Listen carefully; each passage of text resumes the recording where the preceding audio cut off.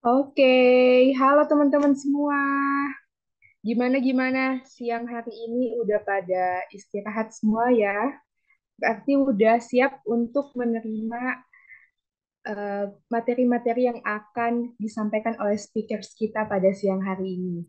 Sebelumnya, di sini izinkan saya untuk memperkenalkan diri terlebih dahulu. Kenalkan, saya Disha dari Universitas Palangkaraya.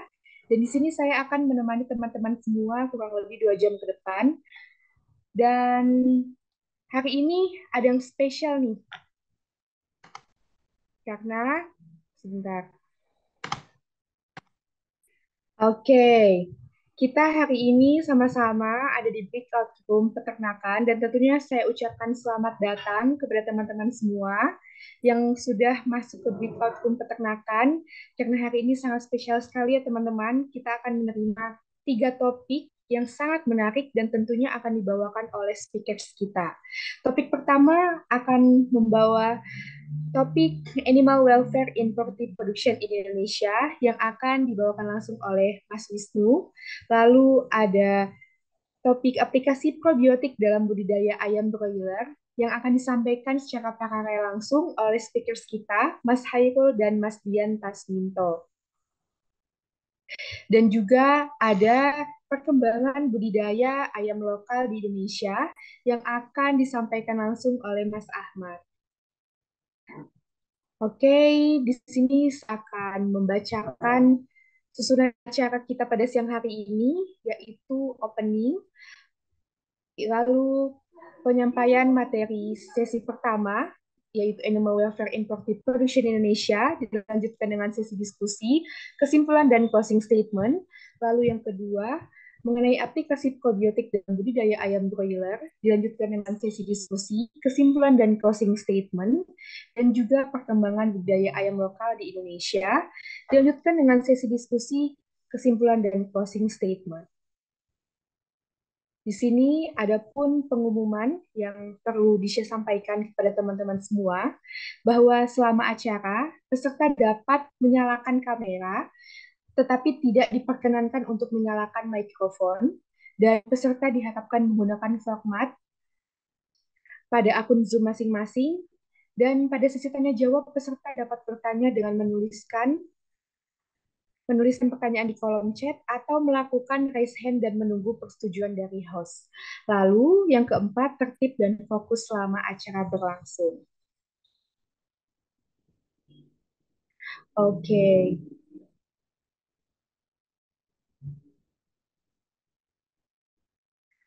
oke baik teman-teman semua. Kita langsung saja masuk ke sesi pertama, yaitu penyampaian materi mengenai animal welfare in poultry production in Indonesia, yang mana membahas terkait perkembangan budidaya ayam broiler dan layer di Indonesia yang sudah mengadopsi prinsip animal welfare, yang akan disampaikan langsung oleh Mas Wisnu. Beliau ini merupakan lulusan pendidikan profesi dokter hewan UGM 2018, Knowledge Associate di EduFarmer sejak 2022 sampai dengan sekarang, dan Animal Welfare Enthusiast. Oke, mungkin sebelum itu kita bisa sapa-sapa dulu Mas Wisnu. Halo Mas Wisnu, bisa dengar suara Disha? Halo Disha, sudah terdengar suaranya. Oke, gimana Mas? Sehat? Sehat, sehat. Bisa Oke, gimana berarti sehat? Oke, alhamdulillah sehat. Berarti siap ya Mas untuk menyampaikan materi kita di sesi pertama ini. Oke, oke. Oke, mungkin kita tidak perlu berlama-lama, bisa langsung saja Mas Wisnu, silahkan. Oke. Hmm, bisa ini saya disable share screen. Bisa dibantu dulu nggak?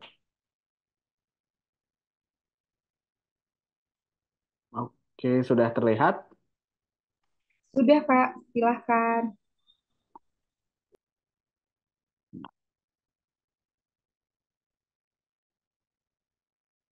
Oke, selamat siang teman-teman semua. Eh, Terima kasih nih udah meluangkan waktunya buat ikut sesi ini. Untuk mengefektifkan waktu, lanjut langsung aja ya. Di sini saya Wisnu Lunardi akan memaparkan tentang lebih tepatnya sharing-sharing terkait dengan Animal Welfare on Poultry Production in Indonesia atau prinsip-prinsip kesejahteraan hewan dalam produksi peternakan, terutama peternakan unggas di Indonesia. Nah, ini kita mulai dari apa sih animal welfare itu?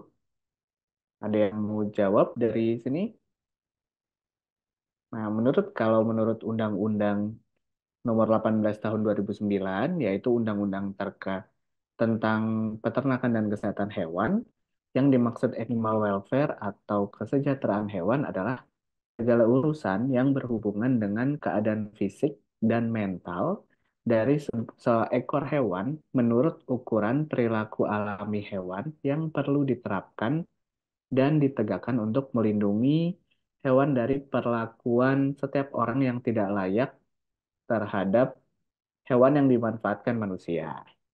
Nah, animal welfare dapat dicapai dengan pemenuhan 5 prinsip kebebasan hewan atau yang sering disebut dengan Five Freedom yang diusulkan oleh Office of International Epizootic atau World Organization for Animal Health di Inggris sejak tahun 1992.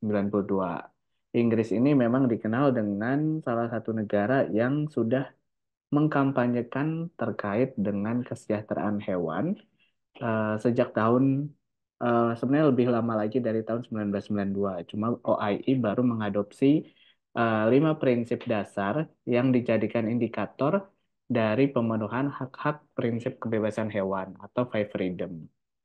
Nah, 5 prinsip kebebasan dasar itu adalah satu, bebas dari rasa lapar dan haus. Yang kedua adalah prinsip bebas dari rasa tidak nyaman atau discomfort. Yang ketiga adalah bebas dari rasa sakit, luka, dan penyakit. Yang keempat adalah bebas mengekspresikan perilaku normalnya secara alamiah. Dan yang kelima adalah bebas dari rasa stres dan tertekan. Jadi untuk memenuhi prinsip-prinsip animal welfare, eh, 5 indikator ini setidaknya harus dipenuhi. Atau kalau tidak bisa dipenuhi kelima-limanya, minimal ada beberapa prinsip yang bisa diadopsi.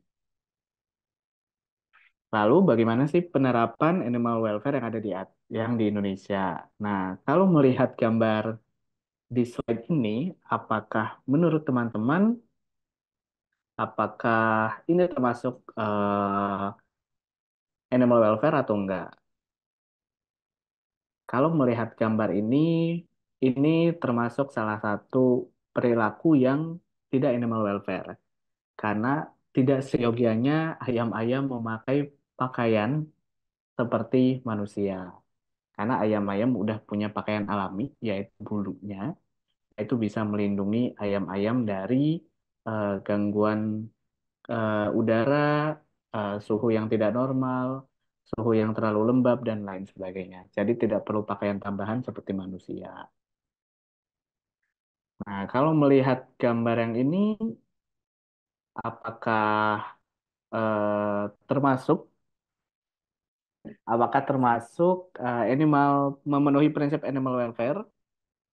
Nah, kalau melihat gambar yang di sebelah kiri adalah gambar dengan populasi yang terlalu padat. Kalau misalkan gambar yang di sebelah kanan adalah gambar dengan ayam-ayam eh, yang terkungkung di dalam sangkar, gitu ya.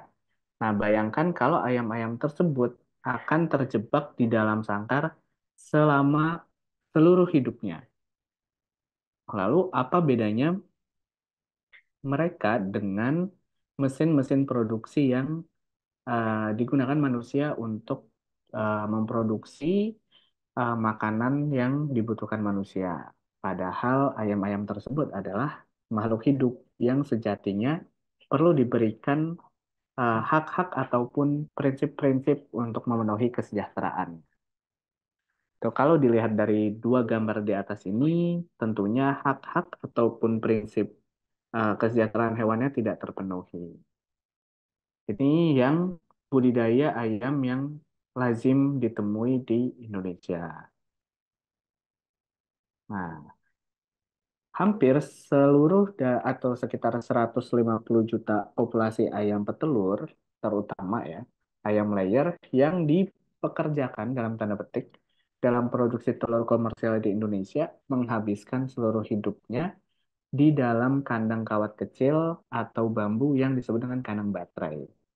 Nah, ini adalah kondisi kandang yang sangat lazim ditemukan di eh, peternakan ayam petelur di Indonesia. Nah, kandang baterai ini dinilai sebagai salah satu bentuk pengurungan hewan yang paling kejam oleh para ahli kesejahteraan hewan. Kenapa dianggap paling kejam? Karena ayam-ayam tersebut dianggap bukan lagi sebagai makhluk hidup, tetapi sebagai mesin produksi yang pergerakannya terbatas, kemudian tidak bisa mengekspresikan perilaku alamiahnya, makan minumnya juga dikontrol oleh manusia, sehingga tidak mempunyai prinsip-prinsip kebebasan dasar dari animal welfare. Nah, sejatinya ayam ini adalah makhluk hidup yang dapat merasakan sakit dan eh, kita sebagai manusia menaruh ayam-ayam tersebut dalam kandang baterai atau dalam kungkungan sangkar selama seumur hidupnya, dari mulai menetas atau one day, ya kan, hari pertamanya dari day old chick sampai dengan umur panen dia terkungkung dalam sangkar. Itu adalah perbuatan yang tidak dapat diterima karena tidak mengindahkan pri kehewanan atau prinsip-prinsip dari animal welfare-nya. Lalu apa sih yang harus kita lakukan? Nah, di luar negeri ataupun terutama di Eropa dan Amerika, juga Australia itu sudah menerapkan beberapa eh, prinsip-prinsip adopsi kandang, kandang budidaya ayam baik petelur maupun pedaging yang memenuhi prinsip-prinsip kesejahteraan hewan. Salah satunya adalah pemeliharaan dengan kandang cage free atau kandangnya tidak dalam bentuk sangkar, tidak dalam bentuk kandang baterai. Nah, dalam peternakan cage free, ayam ini bisa hidup dalam kandang, satu bangunan kandang tanpa akses keluar ruangan, jadi di dalam kandang saja. Namun di dalamnya setidaknya mereka dapat bergerak, bertengger, mematuk jerami atau pasir, dan memiliki akses ke kotak-kotak sarang tempat mereka dapat bertelur. Jadi ayamnya bebas bergerak, tidak terkungkung di dalam satu sangkar. Bebas kandang jenis catcher ini bisa mengakomodir ayam untuk mengekspresikan perilaku secara alamiah. Mau mengais-ngais, mengais jerami atau pasir, bertengger, uh, itu bisa dilakukan oleh ayam-ayam karena kondisi kandangnya memungkinkan ayam untuk melakukan tersebut. Nah, faktanya ayam-ayam ini dapat melakukan banyak perilaku alami mereka dan secara signifikan bisa mengurangi penderitaan mereka ataupun kondisi stresnya. Selain kandang cage free, nah di Indonesia juga sudah mulai diperkenalkan adalah pemeliharaan dengan sistem free range atau kandang umbaran. Nah, dalam sistem ini, ayam memiliki akses ke rerumputan atau ke ruang terbuka di siang hari, di mana mereka dapat menikmati sinar matahari dan menghabiskan waktu untuk menggali tanah atau mencari serangga dan makanan. Nah, di malam hari mereka dapat tidur di dalam ruang terlindungi yang disediakan. Jadi kalau pagi ayamnya diumbar untuk dikeluarkan dari kandang, ketika malam hari ayam-ayamnya akan masuk kembali ke dalam kandang. Nah, dua sistem ini terlihat familiar dari perspektif peternakan ayam di Indonesia. Kenapa kandang free range atau umbaran ini familiar?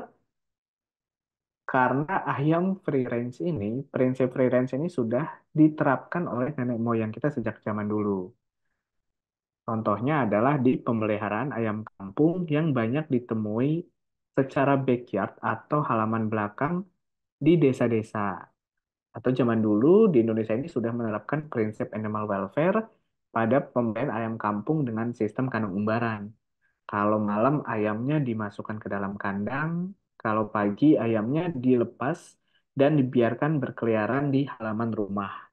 Ini sebenarnya sudah memenuhi prinsip-prinsip animal welfare. Namun secara produksi atau secara skala industri tidak bisa diterapkan karena dianggap tidak cost efisien. Sehingga eh, dua prinsip kandang tadi yang cage free dan free range itu bisa diterapkan untuk adopsi dari produksi ayam menggunakan prinsip-prinsip animal welfare. Nah, data dari jurnal yang ditulis oleh Fitra et al. Tahun 2022 menunjukkan bahwa produksi telur di kandang free range ini tidak berbeda jauh dengan produksi telur di kandang ayam yang dipelihara di kandang baterai. Nah, dari tabel di sini terlihat bahwa dari empat penelitian yang dilakukan di tahun 2012 sampai tahun 2020 dengan membandingkan produktivitas di kandang cage atau di sangkar dan juga dengan sistem free range, ini rata-ratanya tidak berbeda jauh. Dari tingkat konsumsinya di dalam sangkar itu 111,51 gram per ekor per hari, sedangkan di free range ada 112 gram per ekor per hari, di mana ini tidak berbeda jauh dengan produksi telurnya juga. Perbandingannya 83 dengan kandang dan 79,6. Masa telur dan juga FCR-nya dengan free range memang lebih tinggi untuk FCR-nya dibandingkan dengan yang sistem cage atau sangkar, namun angkanya tidak berbeda jauh. Nah, hal ini bisa menjadi salah satu peluang bagi peternak di Indonesia untuk menerapkan kandang yang sesuai dengan sistem ataupun prinsip animal welfare, namun produksinya tetap tinggi atau tidak terlalu jauh dari nilai produksi yang biasa dilakukan di kandang-kandang konvensional. Selain pada ayam petelur, Fitra et al. Juga meneliti atau mengumpulkan data penelitian dari tahun 2005 sampai 2018 terkait produktivitas ayam pedaging dengan kandang animal welfare atau kandang yang memenuhi prinsip animal welfare. Kandang indoor dan kandang free range. Kandang indoor ini adalah kandang yang secara konvensional atau yang sekarang banyak dijumpai gitu ya, seperti kandang closed house pada umumnya. Nah, di sini dibandingkan tiga data, yaitu bobot badan, FCR, dan mortalitas. Secara rata-rata, bobot badan ayam yang dipelihara di kandang closed house atau indoor, dia adalah 2,11 kilogram. Sedangkan yang dipelihara secara free range atau umbaran 1,89. Memang lebih rendah, tapi di sini dapat mengakomodir prinsip-prinsip animal welfare yang tadi.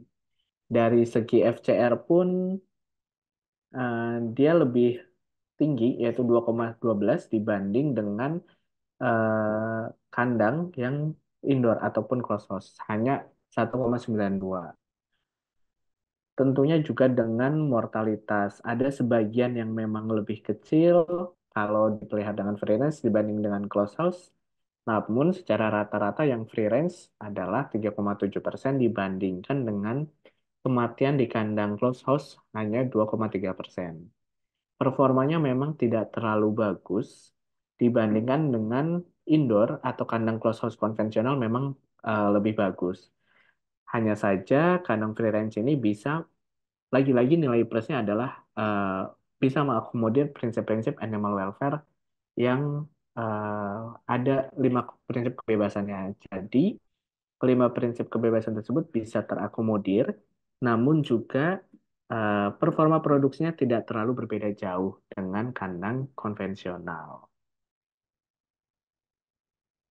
Untuk kesimpulannya, konsep kesejahteraan hewan pada produksi ternak ayam ini sebenarnya tujuan utamanya adalah bermaksud untuk menghindari kekerasan dan eksploitasi yang berlebihan. Nah, salah satu alternatif sistem pemeliharaan ternak adalah dengan konsep kesejahteraan hewan ataupun animal welfare adalah sistem kandang free range dan juga cage free ya. Sebuah model pemeliharaan yang memberikan akses ke padang pengembalaan selain kandang sebagai tempat pelindung. Sehingga tujuan utamanya tercapai, yaitu ternak bisa dengan bebas mengekspresikan tingkah laku alaminya dan memenuhi prinsip-prinsip kesejahteraan hewan. Baik, mungkin itu saja paparan singkat dari saya. Kurang lebihnya, terima kasih atas perhatiannya. Saya kembalikan ke Disa sebagai moderator. Oke, terima kasih Mas Wisnu atas penyampaian materinya. Baik teman-teman, kita masuk ke sesi diskusi. Sekiranya di sini ada yang ingin disampaikan dan ingin didiskusikan, silakan bisa melalui chat di kolom chat atau bisa langsung saja raise hand begitu. Dan bisa langsung dijawab sama pemateri kita pada siang hari ini. Oke, silahkan Mas Fauzan. Baik, terima kasih atas kesempatannya. Sebelumnya terima kasih kepada Kak Wisnu atas pemaparan materinya sangat bagus sekali. Untuk pertanyaan dari saya yaitu mengenai kekurangan dari kandang free range. Mungkin penerapan kandang free range sendiri itu kan menerapkan prinsip dari animal welfare.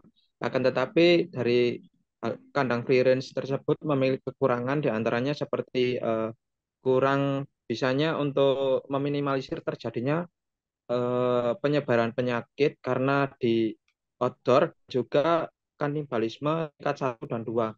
Menurut kakak sendiri, bagaimana sih kak untuk meminimalisir terjadinya penyebaran penyakit dan kanibalisme tingkat 1 dan 2 pada kandang free range? Terima kasih.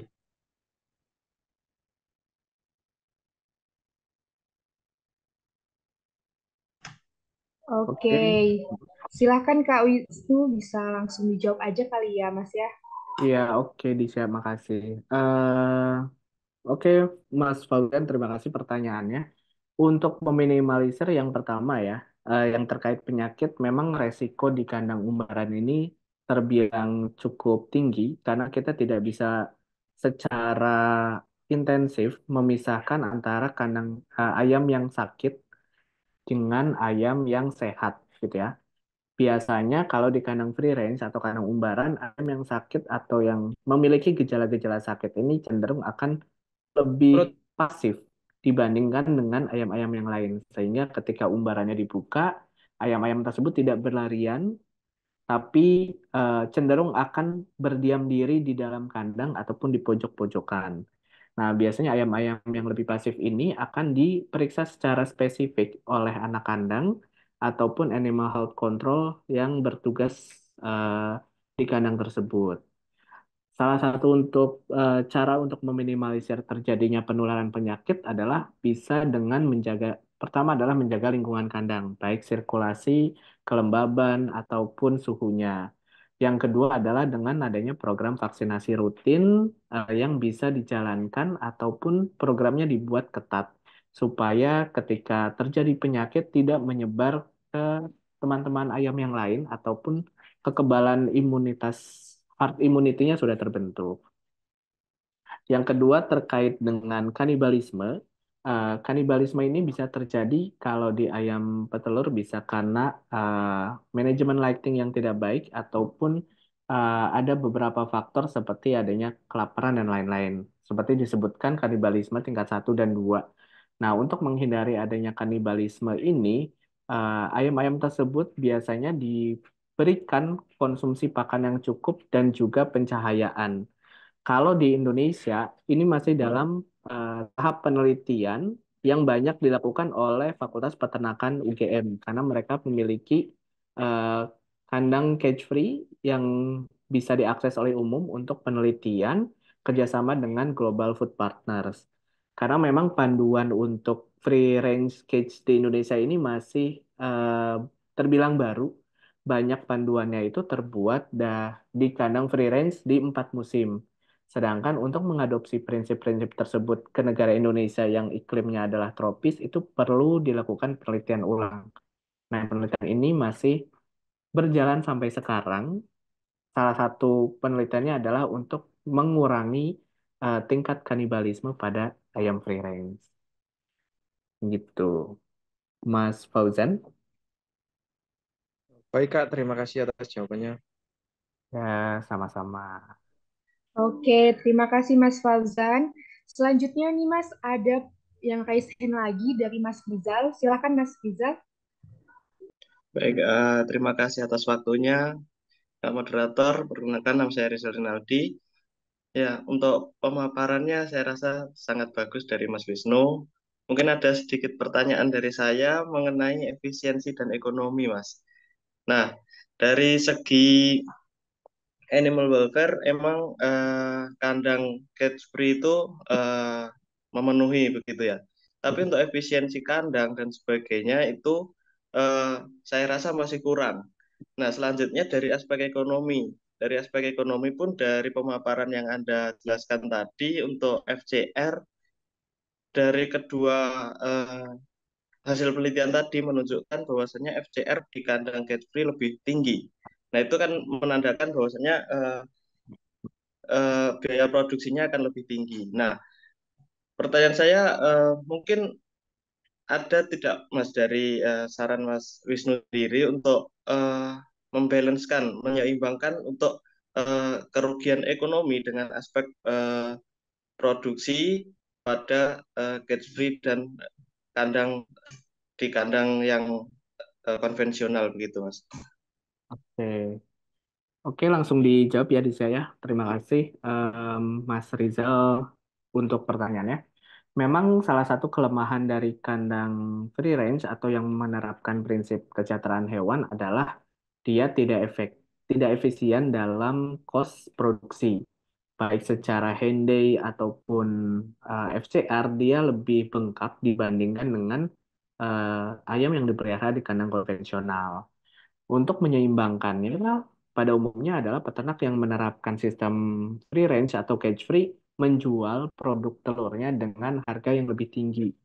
Kalau Mas Rizal pernah lihat ada telur, namanya telur ayam bahagia, itu dia dijual dengan segmentasi pasar yang khusus, yaitu pasar menengah ke atas yang apa ya, konsumen ini sudah melek terkait dengan produk-produk asal hewan yang sudah memenuhi prinsip kesejahteraan hewan. Salah satu contohnya adalah kalau di Indonesia jaringan supermarket Superindo dan juga fast food seperti Subways, merek roti lapis ataupun jaringan hotel Marriott itu sudah berkomitmen untuk membeli produk telur-telur dengan prinsip kesejahteraan hewan ataupun animal welfare, sehingga harga yang mereka beli dari peternak pun lebih tinggi. Nah, harapannya harga jual yang lebih tinggi ini bisa menutupi dari cost produksi yang membengkak tadi, yang tidak seefektif di kandang konvensional. Begitu, Mas Rizal. Jadi kalau di peternakan level rakyat masih belum bisa diterapkan sepenuhnya karena memang cost produksinya berbeda dibanding kandang baterai pada umumnya. Baik, mungkin ada sedikit tanggapan Mas untuk Boleh. dari segmen pasarnya sendiri peluangnya kan masih ada sedikit ya itu. Apakah ada seberapa besar lagi peluang pasar untuk eh, animal welfare ini, penerapan animal welfare ini di Indonesia sendiri, Mas? Kalau Selain berbi dari dua lokasi tadi. Ya, kalau berbicara tentang peluang di Indonesia ini masih terbilang cukup terbatas karena pemerintah pun masih memfokuskan untuk kesejahteraan manusia ataupun rakyatnya dibanding dengan kesejahteraan ternak ataupun animalnya. Nah, kalau misalkan berbicara untuk saat ini memang peluangnya masih terbatas. Tapi kalau berbicara tentang 20-30 tahun kemudian, banyak pasar-pasar yang sudah mulai berkomitmen terhadap produk-produk asal hewan yang memenuhi prinsip-prinsip kesejahteraan hewan ini. Jadi mau nggak mau Indonesia di 20-30 tahun ke depan harus beradaptasi. Kalau pasarnya memberikan syarat, dia hanya menerima telur yang berlisensi animal welfare, mau nggak mau peternak Indonesia harus ikut beradopsi dong untuk mengubah kandangnya dari eh, kandang baterai ke kandang animal ke kandang free range ataupun cage free. Seperti yang sudah dilakukan di Selandia Baru ataupun di Inggris, itu mereka semua sudah tidak menggunakan kandang baterai. Kenapa? Karena pasarnya mereka sudah mulai terbentuk. Kalau telurnya tidak dipelihara di kandang free range, mereka nggak mau ngambil. Karena udah ada komitmen tadi terhadap kesejahteraan hewannya. Mungkin Indonesia bisa meniru negara-negara maju tersebut di 20 sampai 30 tahun ke depan. Kalau untuk saat ini Indonesia rasanya masih mengadopsi, masih belajar mengadopsi prinsip-prinsip tersebut. Baik, terima kasih jawabannya Mas Wisnu. Sama-sama. Oke, baik. Mungkin di sini bisa buka lagi sesi diskusi sekiranya masih ada. Oke, time's up. Oke nih teman-teman, mungkin di sini juga ndak ada juga ya yang chat gitu, berarti cukup mungkin kita cukupkan saja sesi diskusi ini ya, Mas Wisnu. Oke, setelah itu izinkan Kisha untuk membacakan kesimpulan dari presentasi kita pada siang hari ini, bahwasanya animal welfare itu merupakan segala urusan yang berhubungan dengan keadaan fisik dan mental hewan, yang mana menurut ukuran perilaku alami hewan yang perlu diterapkan dan ditegakkan untuk melindungi hewan dari perlakuan setiap orang yang tidak layak terhadap hewan yang dimanfaatkan manusia. Dan adapun kandang atau adopsi rekomendasi kandang yang lakukan untuk menegakkan prinsip welfare yaitu cage free dan free range yang bisa diterapkan sesuai dengan kondisi dan situasi. Mungkin itu yang bisa disimpulkan dari presentasi sesi pertama ini dan persilakan untuk Mas Wisnu sekiranya ada closing statement Kak. Silahkan Mas. Oke, Disa. Mungkin untuk closing statement-nya, prinsip animal welfare ini eh, tidak mungkin ataupun peluangnya masih sedikit ya di Indonesia untuk saat ini. Tapi kita melihat Indonesia di masa mendatang, 20 sampai 30 tahun kemudian, mudah-mudahan selain manusianya lebih sejahtera, hewan-hewannya juga bisa lebih memenuhi prinsip animal welfare. Kalau nggak dimulai dari sekarang dan dari kita, mau siapa lagi gitu ya, Disa. Thank you. Oke, terima kasih Mas Wisnu atas closing statement-nya dan pemaparan materinya yang sungguh luar biasa ya teman-teman. Oke, untuk mempersingkat waktu, kita bisa langsung saja masuk ke sesi yang kedua, yaitu penyampaian materi mengenai topik aplikasi probiotik dalam budidaya ayam broiler, yang membahas terkait sejarah penggunaan obat-obatan AGP dan penyakit yang muncul setelah pelarangan penggunaan dan alternatif bahan lainnya, cara pembuatan probiotik, aplikasi probiotik pada proses pemeliharaan ayam, dan hasil penggunaan probiotik dalam peningkatan performa ayam broiler. Dan di sini telah hadir speakers kita, yaitu ada Mas Hairul dan Mas Diantas Minto. Dan kali ini teman-teman spesial sekali karena materi yang kedua ini akan disampaikan secara paralel oleh speakers kita, yaitu ada Mas Hairul. Beliau ini merupakan lulusan pendidikan profesi dokter hewan Unhas 2023, Fasilitator di EduFarmers 2023, Global Alliance for Rabies Control, dan speaker yang kedua, Kak Dian Tasminto.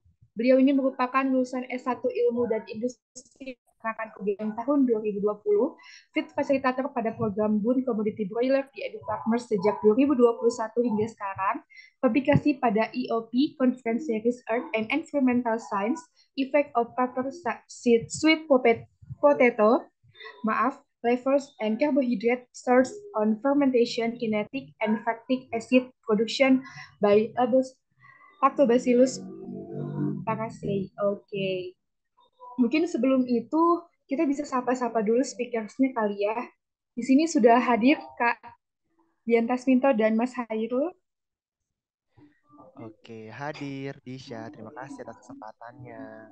Oke. Halo Mas Hairul. Halo Disa, apa Iya, kabar? baik. Halo Mas, teman-teman. iya, Mas Dian dan Mas Hairul ini gimana kabarnya? Baik pastinya.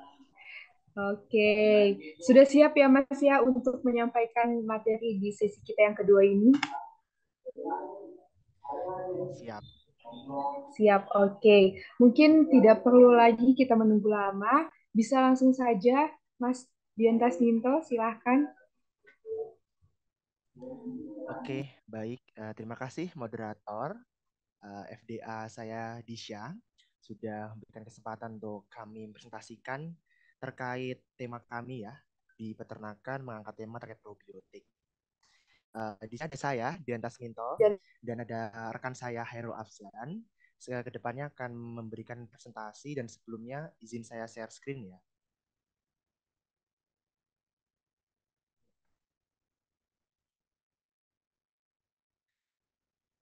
Oke, baik. Untuk presentasi, yang pertama nanti akan dimulai langsung oleh Dr. Hairul Afzan ya. Ready, rekan saya? Ready. Oke.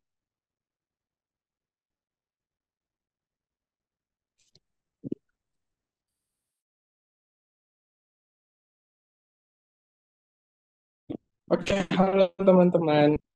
Sebelumnya, sebelumnya saya Hairul Afsan sebagai speaker pertama untuk topik presentasi aplikasi probiotik dalam budidaya ayam boiler. Nah, teman-teman perlu ketahui dulu sebenarnya sebelum kita lanjut tentang probiotik dan budidaya ayam boiler ini, apa sih sebenarnya fungsi dari probiotik ini? Nah, dari dasar-dasar pembuatan probiotik ini harus kita ketahui bahwa pada saat ini memang sudah dilarang. Nah, sebelum itu kita harus ketahui dulu apa sih peranan probiotik itu di dalam tubuh ayam. Nah, sebelumnya kita lanjut. Untuk peranannya tersendiri adalah perlu kita ketahui bahwa eh, ayam ini memiliki sistem pencernaan. Nah, dalam sistem pencernaan ini yang perlu kita kenali adalah alat-alat atau anatomi dari ayam tersebut. Nah, yang pertama ini adalah tingginya produksi permintaan pasar terhadap ayam ini tersendiri, sehingga membuat peternakan yang ada di Indonesia ini sangat meningkat pesat jumlahnya. Sehingga pada saat ini penggunaan alternatif-alternatif pengobatan ataupun hal-hal yang bisa meningkatkan indeks performa kandang itu sangat dibutuhkan oleh peternak. Nah, yang perlu kita ketahui bahwa dalam pemeliharaan ayam boiler ini tersendiri memerlukan beberapa zat yang membantu untuk bagaimana ayam bisa cepat dalam memproduksi daging. Nah, teman-teman perlu ketahui dulu faktor-faktor penyebab penyakit yang muncul di dalam kandang. Nah, faktor-faktor yang menyebabkan itu ada beberapa jenis. Yang pertama ada bakteri, virus, jamur, dan parasit. Sedangkan banyak faktor lainnya adalah lingkungan, stres, SDM atau sumber daya manusianya, sanitasinya, panen, sekam, kemudian mikroba, dan nutrisi. Hal yang ini menyebabkan beberapa peternakan mengalami kerugian karena ini menimbulkan penyakit yang sering muncul di dalam kandang, sehingga kita perlu penanganan tersendiri mengenai bakteri, virus, jamur, dan parasit. Nah, sebelum kita lanjut, teman-teman, kita harus mengetahui dulu apa sih yang dikembangkan di ayam boiler ini yang perlu dikembangkannya. Teman-teman perlu ketahui bahwa di ayam itu sama dengan manusia. Ada sistem pernafasan, sistem pencernaan, maupun organ. Nah, yang perlu kita ketahui bahwa ayam itu sangat terpengaruh untuk menghasilkan bobot yang maksimal, ayam itu perlu kita jaga sistem pencernaannya. Sehingga di sini dapat kita lihat dari esofagus, crop, kemudian masuk ke proventriculus, kemudian masuk ke usus besar, usus halus, kemudian keluar. Nah, di sini adalah proses penyerapan pakan. Nah, pakan ini akan diserap oleh usus. Ketika pakannya mengandung hal-hal yang baik untuk perkembangan tubuh, maka ayam akan cepat untuk mengalami proses perkembangan atau proses pembahan sel, sehingga nanti ayamnya akan cepat dalam proses pemanenan. Nah, perlu teman-teman ketahui bahwa di saluran pencernaan itu ternyata ada mikroflora. Nah, ini adalah mikroba yang bersifat normal di dalam tubuh. Namun dia dalam konsentrasi atau jumlah yang tidak cukup banyak.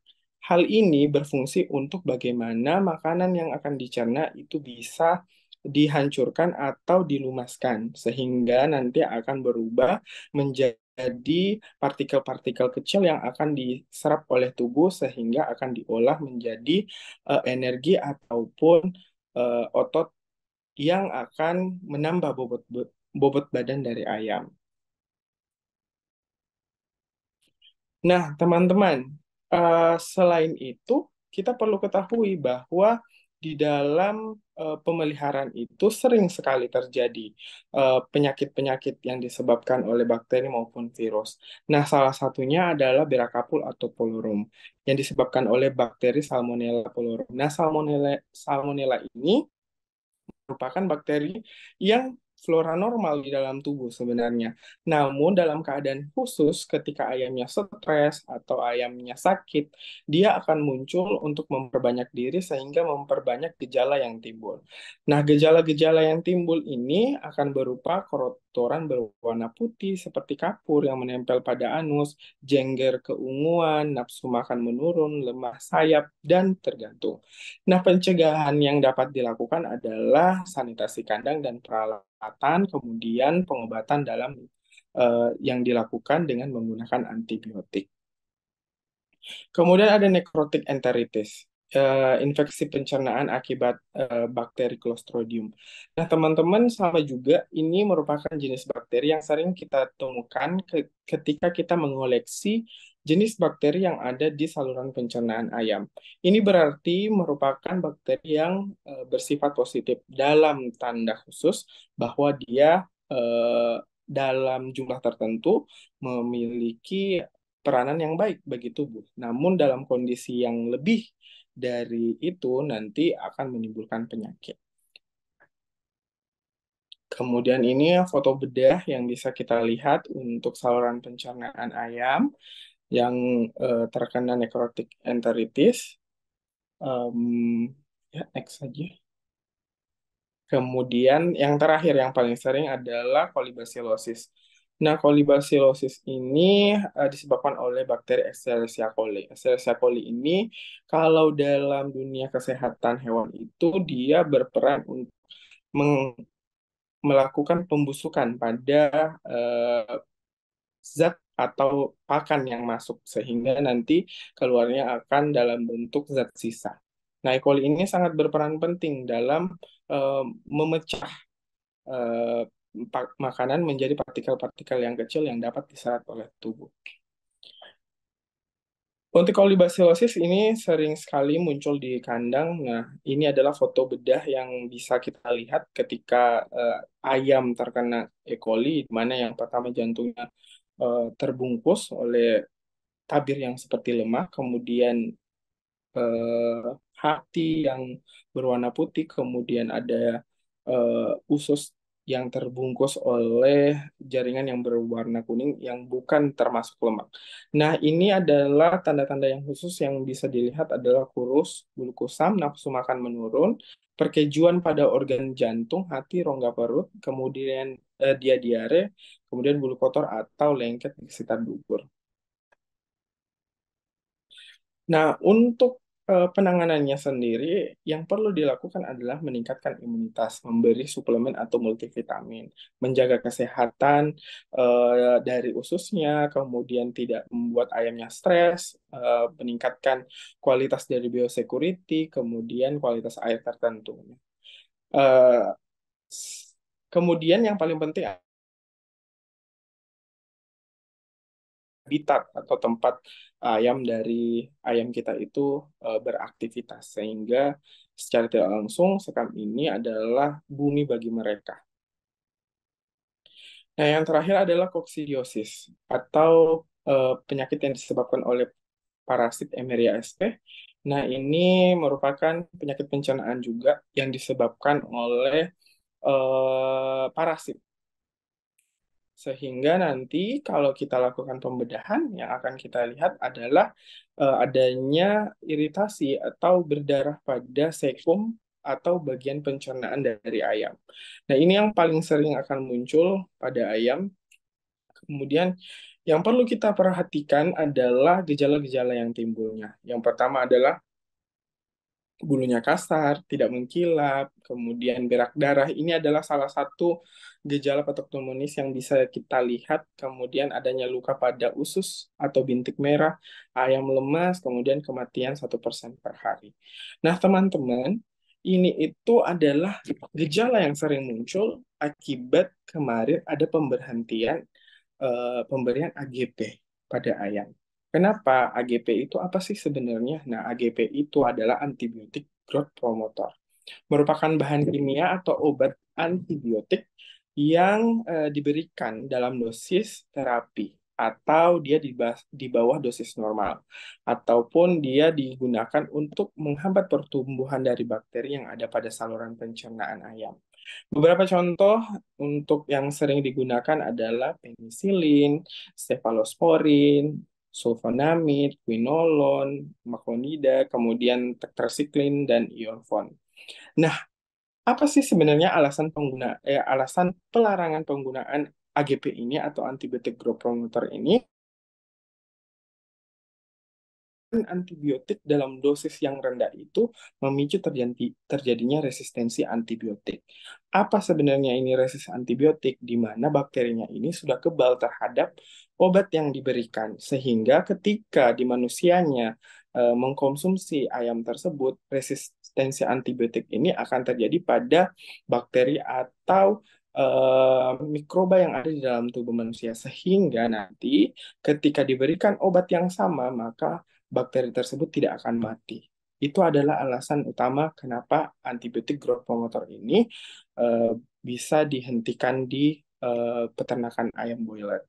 Kemudian penggunaan antibiotik yang tidak terkontrol karena memang jumlah pakan yang digunakan banyak sehingga ketika kita menggunakan antibiotik growth promoter di dalamnya, maka pemakaian antibiotik ini tidak akan teratur. Kemudian foodborne disease atau menyebabkan racun pada makanan sehingga nanti ketika kita konsumsi bukannya malah sehat, manusianya akan sakit. Perlindungan kesehatan masyarakat karena makanan yang dikonsumsi dari hewan itu harusnya bersih dari kotoran ataupun zat senyawa yang mengancam manusia, maka ini juga menjadi salah satu alasan kenapa dilarang. Tingkat konsumsi protein daging ayam yang tinggi juga menyebabkan kenapa AGP ini sangat dilarang untuk berkepanjangan. Karena kemana-mana ada ayam geprek, kemana-mana ada ayam bakar. Jadi orang lebih senang makan ayam daripada menu yang lainnya. Nah, larangan tersebut tertuang dalam, teman-teman bisa cek di Undang-Undang Nomor 18 Tahun 2009, kemudian dikembangkan lagi atau lebih disempurnakan di Permentan Nomor 14 Tahun 2017. Kemudian yang terbaru itu di Permentan Nomor 22 Tahun 2017. Menyebutkan bahwa melarang penggunaan pakan yang dicampur hormon tertentu dan atau antibiotik imbuhan pakan. Ini bisa teman-teman dapatkan dan bisa teman-teman cek kemudian di internet untuk menambah insight teman-teman kalau penggunaan AGP tersebut dilarang. Nah, kerugian dampak dari pelarangan AGP itu apa?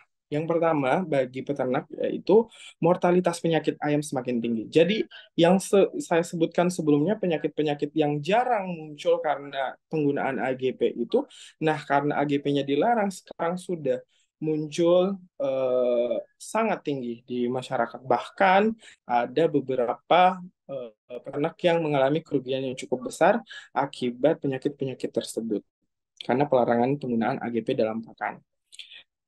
Tingginya tingkat paparan penyakit kolibasilosis, koksidiosis, dan penyakit pencernaan lainnya karena memang AGP tersebut kan menekan jumlah dari kolibasilosis dan koksidiosis di dalam tubuh. Sehingga nanti ketika AGP-nya dilarang, maka hal ini tidak bisa dikontrol. Kemudian rendahnya kualitas imun dari hewan. Ya, karena kembali lagi AGP itu untuk menekan jumlah mikroba. Kemudian FCR yang tinggi, kemudian tingkat kerugian peternak yang tinggi. Nah, itu adalah dampak dari pelarangan dari AGP. Saya kembalikan kepada Dian Tasminto. Oke, terima kasih Mas Hairul Afzan telah memaparkan latar belakang terkait rumusan penelitian kami ke depannya yang akan dibahas. Nah, untuk solusi mengatasi pencabutan AGP, sebenarnya dari alternatifnya banyak sekali, mulai dari penggunaan probiotik, fitobiotik, acidifier, enzim, asam amino, dan lain-lain. Nah, yang akan kita fokuskan kali ini, kita akan membahas terkait tema probiotik gitu. Dengan rumusan masalah ya, yang sudah diteliti, apakah pemberian probiotik dalam air minum akan berpengaruh terhadap konsumsi pakan, pertambahan bobot badan, konversi pakan, indeks performance, dan IOFC pada ayam broiler gitu. Dengan tujuan kita ke depannya ingin mengetahui apakah pengaruh pemberian probiotik ini ke dalam air minum terhadap konsumsi pakan, pertambahan bobot badan, konversi pakan, dan indeks performance, serta IOFC pada ayam broiler itu apakah ada pengaruhnya.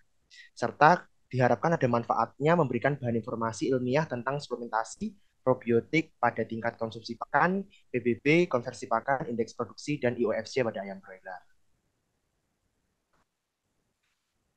Tadi juga sudah dipaparkan terkait latar belakangnya ayam broiler itu adalah ayam yang produksi daging dengan feed aditif bahan tambahan makanannya itu untuk tujuan meningkatkan performa peternak.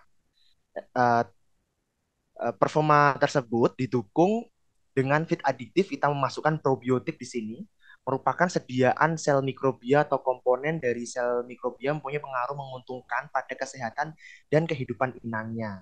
Nah, kita melawan bakteri jahat, kita pakainya probiotik.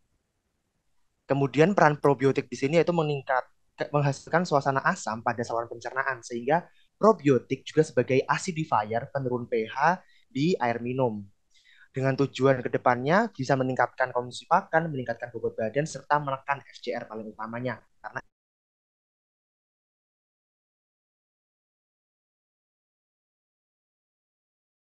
pada air minum akan mempengaruhi terhadap konsumsi pakan, pertambahan bobot badan, konversi pakan, dan indeks produksi dan IOFC.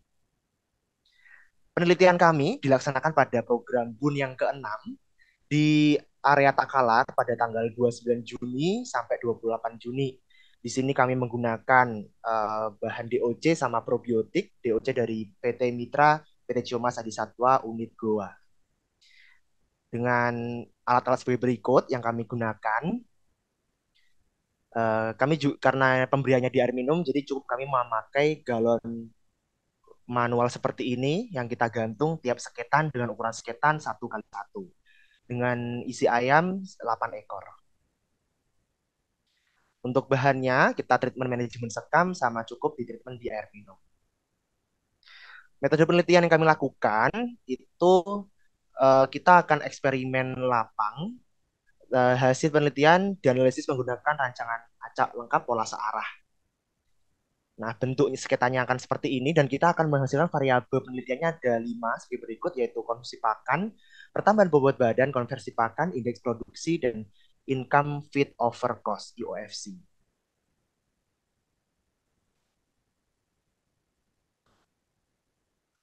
Oke, langsung masuk ke hasil dan pembahasan. Nah, yang ditunggu ini adalah hasil perlakuan P0, P1, P2, dan P3. P0 adalah treatment tanpa perlakuan apapun.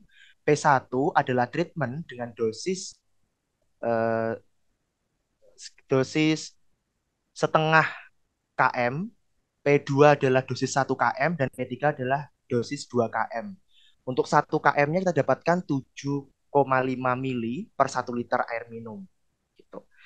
Secara data, terlihat yang paling signifikan adalah data dari P2 yang menunjukkan konsumsi pakan paling tinggi, kemudian pertambahan bobot badan yang paling tinggi, konversi pakan yang paling rendah dan paling baik, kemudian indeks performance atau indeks produksi yang paling tinggi juga, serta income over feed cost yang paling tinggi juga 15.000.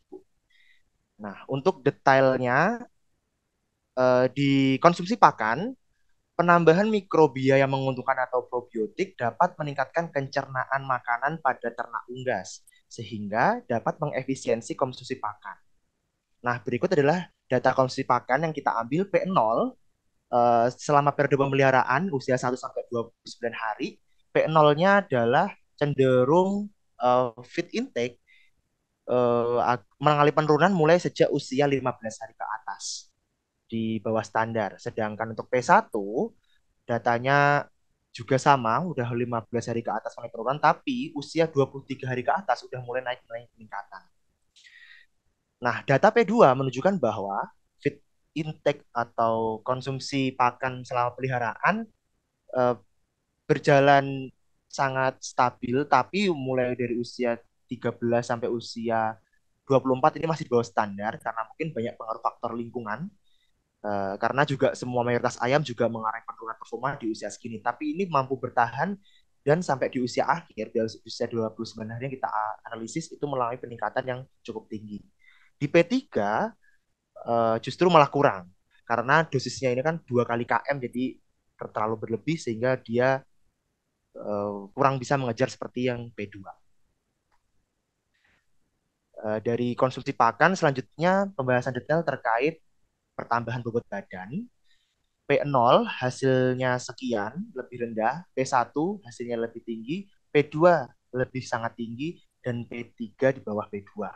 Peningkatan panjang fili pada usus broiler adalah parameter dengan peningkatan fungsi pencernaan dan fungsi penyerapan karena meluasnya area penyerapan serta memperlancar sistem penyaluran nutrisi ke seluruh tubuh sehingga akan meningkatkan pertambahan bobot badan harian. Secara grafik sebagai berikut bobot badan hariannya terlihat jelas di P0 masih kurang bagus juga, belum standar, P1 mendekati standar, P2 cukup standar, dan P3 kurang standar. Selanjutnya yang paling penting kita lihat dari konversi pakan, karena tujuan kita tadi adalah untuk mengefisienkan pakan sehingga tercerap sempurna menjadi daging atau menjadi bobot badan. Nah, konversi pakan yang paling bagus terlihat tetap dari P2, yaitu FCR-nya 1,317. Dan yang paling tinggi adalah P0 tanpa perlakuan. Dengan alasan probiotik bekerja di saluran pencernaan sehingga mampu meningkatkan performa ternak, yaitu meningkatkan konsumsi pakan, rasio konversi pakan, dan pertambahan bobot badannya optimal. Hal ini dikarenakan kecernaan pada penyerapan nutrisi ditingkatkan dengan menghambat bakteri patogen yang ada di saluran pencernaan, sehingga penyerapan nutrisi dapat maksimal. Selanjutnya, indeks per produksi atau indeks performanya dilihat yang paling tinggi di indeks produksi bagian P2 yaitu 467. Dengan indeks produksi yang paling rendah yaitu P0 tanpa perlakuan 334. Indeks produksi dalam pemeliharaan ayam broiler meliputi konsumsi pakan, konversi pakan, bobot akhir, dan kematian. Di sini kematian yang nggak ada, jadi kita hitungnya 0. Selanjutnya, income feed over cost dihasilkan, ini adalah turunan dari FCR ya. Turunannya membaik di P2 karena P2 sisi tadi FCR paling efisien sehingga pendapatannya juga tinggi karena perlakuan yang tepat di dosis 7,5 ml per 1 liter air. Penambahan probiotik dapat meningkatkan nilai IOFC dan akan menguntungkan peternak. Semakin efisien ayam mengubah pakan menjadi daging, maka akan semakin baik nilai IOFC-nya. Dapat disimpulkan terkait tema penelitian kali ini adalah berdasarkan hasil penambahan probiotik dapat disimpulkan bahwa pemberian probiotik dalam air minum pada ayam broiler sebanyak 7,5 ml dapat meningkatkan konsumsi pakan, meningkatkan pertambahan bobot badan, menurunkan konversi pakan, meningkatkan indeks produksi, dan meningkatkan income over feed cost.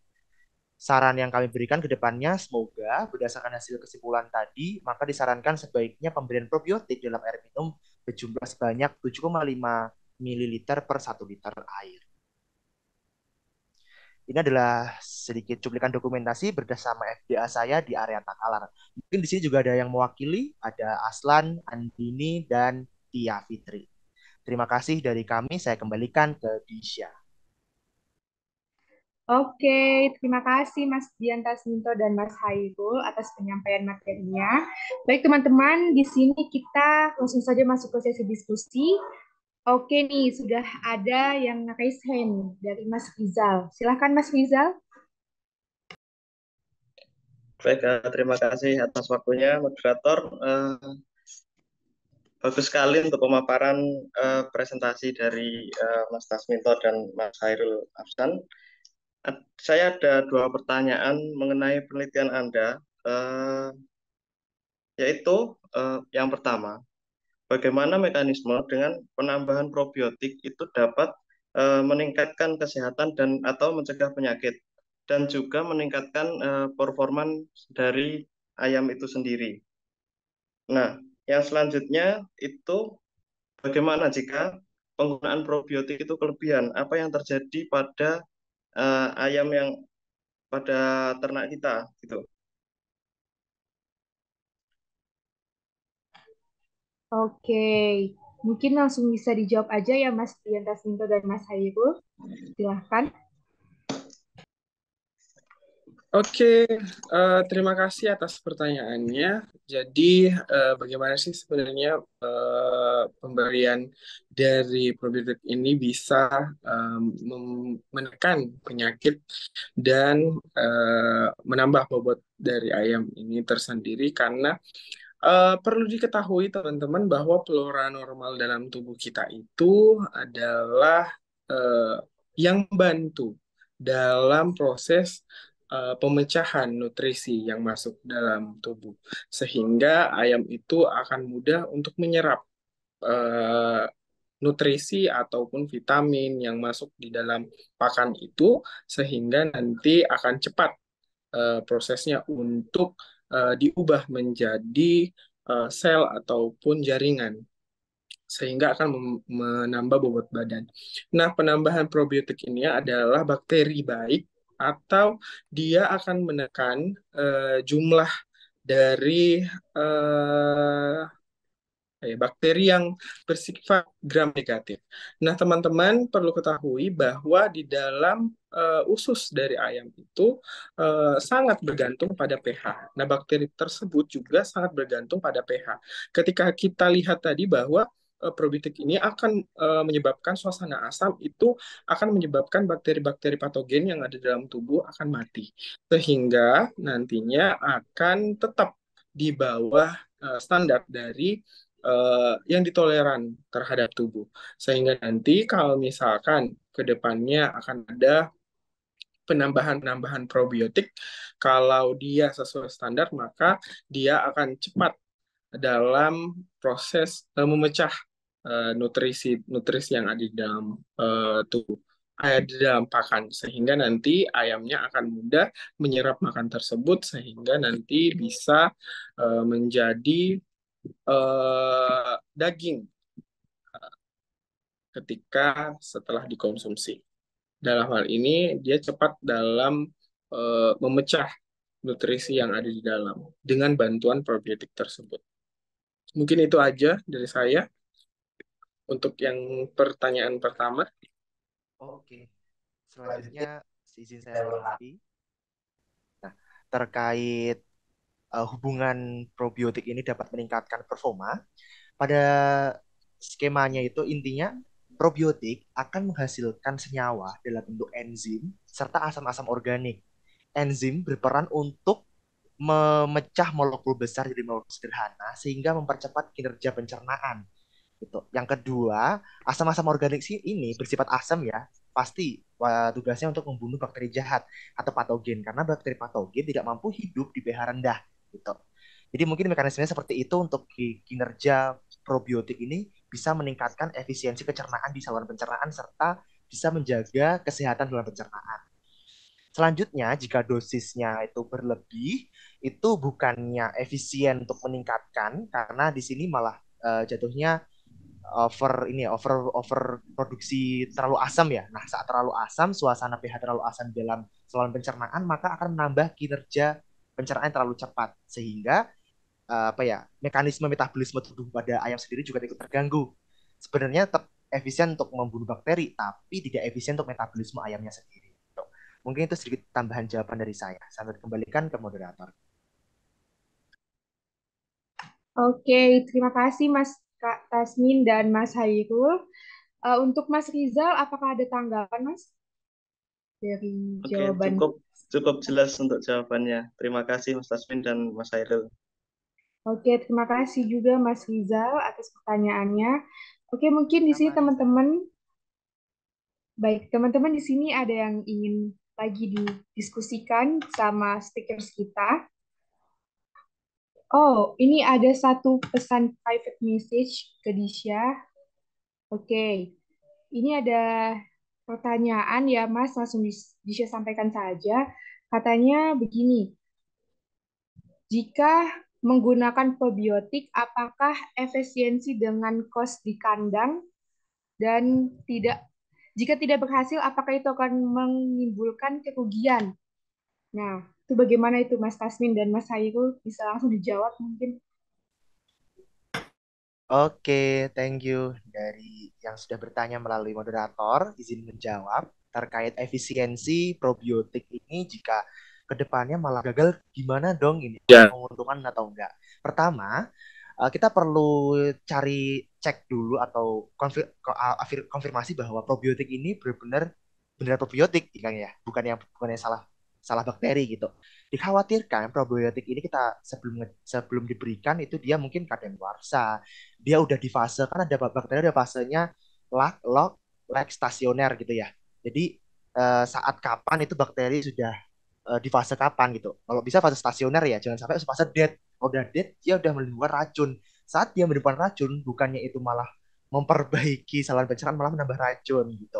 Jadi yang pertama perlu diperhatikan terkait apa ya namanya ini ya, kinetika fermentasi bakterinya itu berjalan dengan baik atau enggaknya gitu. Kita perlu cek parameternya dari pH pertama, yang kedua dari aroma pasti ya.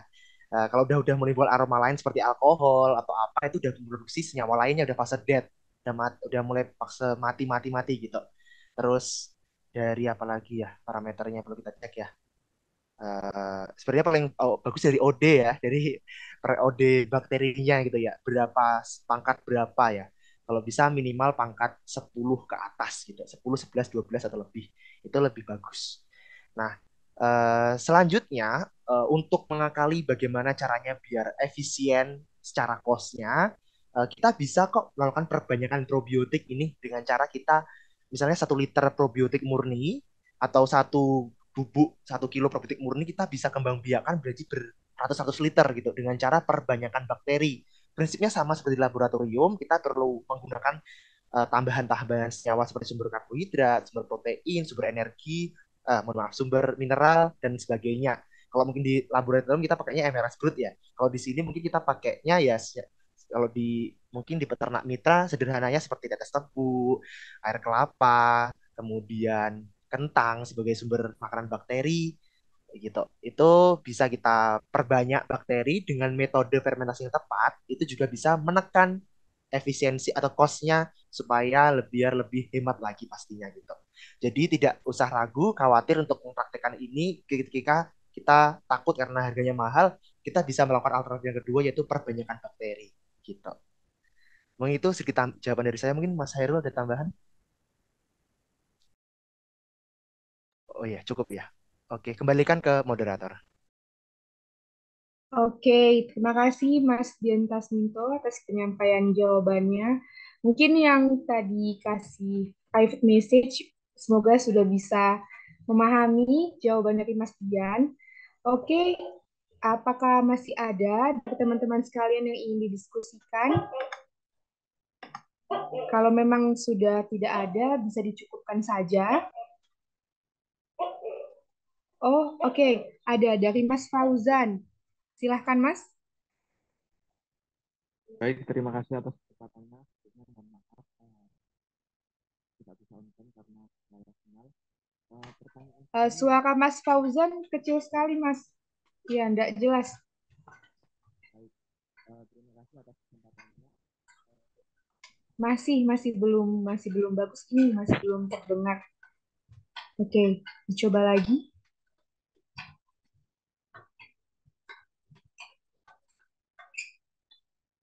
Apakah sudah terdengar?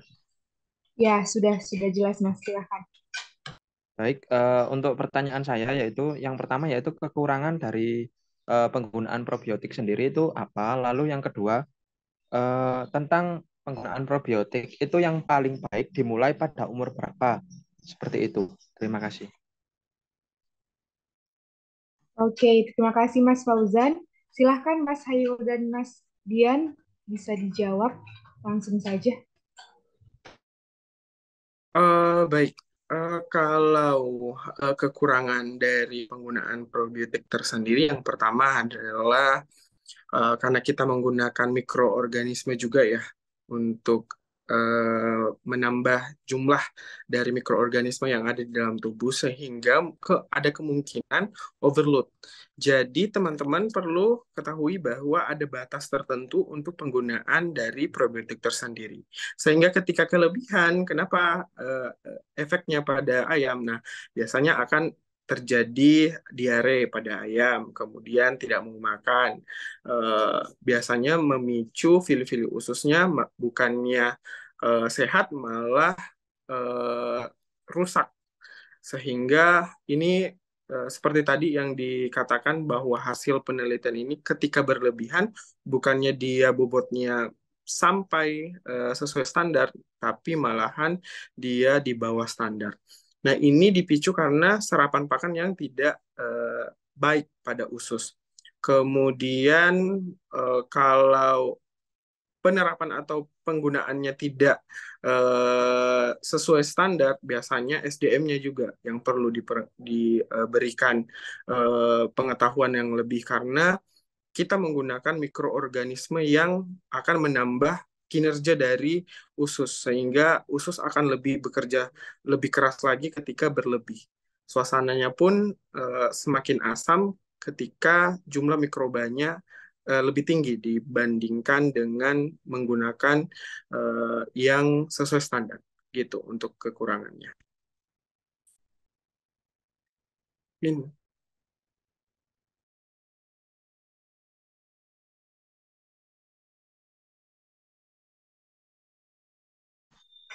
Oke, pertanyaan selanjutnya Mas belum dijawab. Usia berapa kira-kira probiotik bisa diterapkan? Baik, oke. Terima kasih izin bantu menjawab terkait usia berapa probiotik bisa dikasih suplementasi ke ayam. Dari data penelitian kita ambil dari usia 1 hari ya, 1 hari sampai usia 29 hari kita memberikan treatment perlakuan probiotik pada ayam. Nah, secara garis besarnya menurut saya sendiri, pendapat saya sendiri ya, ini untuk usia sendiri paling efisien saya rasa di usia finisher, usia pembentukan daging. Karena saat fase pembentukan daging kalau di ayam broiler itu usia 20 hari ke atas ya, kebutuhan akan protein atau asam amino itu sangat tinggi pada ayam broiler. Sehingga kinerja metabolisme dari tubuh ayam juga tinggi juga toh. Nah, ini perlu didukung dengan suplementasi tambahan yang tinggi akan sumber asam amino. Salah satunya probiotik ini. Probiotik adalah bakteri baik ketika dia sudah mati atau punya apa selesai ya. Dia seperti prinsipnya di ruminansia ya, ada namanya protein mikrobia. Nah, itu bisa diserap jadi asam amino untuk menjadi suplementasi di tubuhnya ayam sendiri gitu. Jadi menunjang untuk pembentukan daging atau otot ataupun lemak gitu. Jadi paling cocok sebenarnya usia akhir dari data tadi juga kentara sekali. Di usia akhir kenaikan kenaikan grafiknya sangatlah maksimal, pesat, tumbuh pesat gitu. Menandakan bahwa efisiensi penggunaan probiotik ini memang paling cocok di usia akhir. Mungkin di usia awal-awal tetap cocok, tapi karena apa ya, dari data juga belum kentara toh, dan karena menurut saya belum dibutuhkan itu di usia awal gitu mungkin gitu. Dan dosisnya mungkin juga beda sepertinya. Di usia awal sepertinya perlu dosisnya lebih rendah ya. Karena yang saya ambil dikemungkinkan dan belum diteliti, dosis di usia awal itu jauh lebih rendah dan di usia akhir bisa lebih tinggi dosisnya. Gitu. Mungkin itu tambahan dari saya jawabannya. Terima kasih. Saya kembalikan ke moderator. Oke, terima kasih Mas Dian. Gimana Mas Fauzan? Apa ada tanggapan terkait jawaban yang telah diberikan? Dari saya sudah cukup. Terima kasih. Oke, terima kasih Mas Fauzan, terima kasih Mas Hairul dan Mas Dian Tasminto. Kita cukupkan saja sesi diskusi kita. Dan kita masuk ke sesi kesimpulan dan closing statement.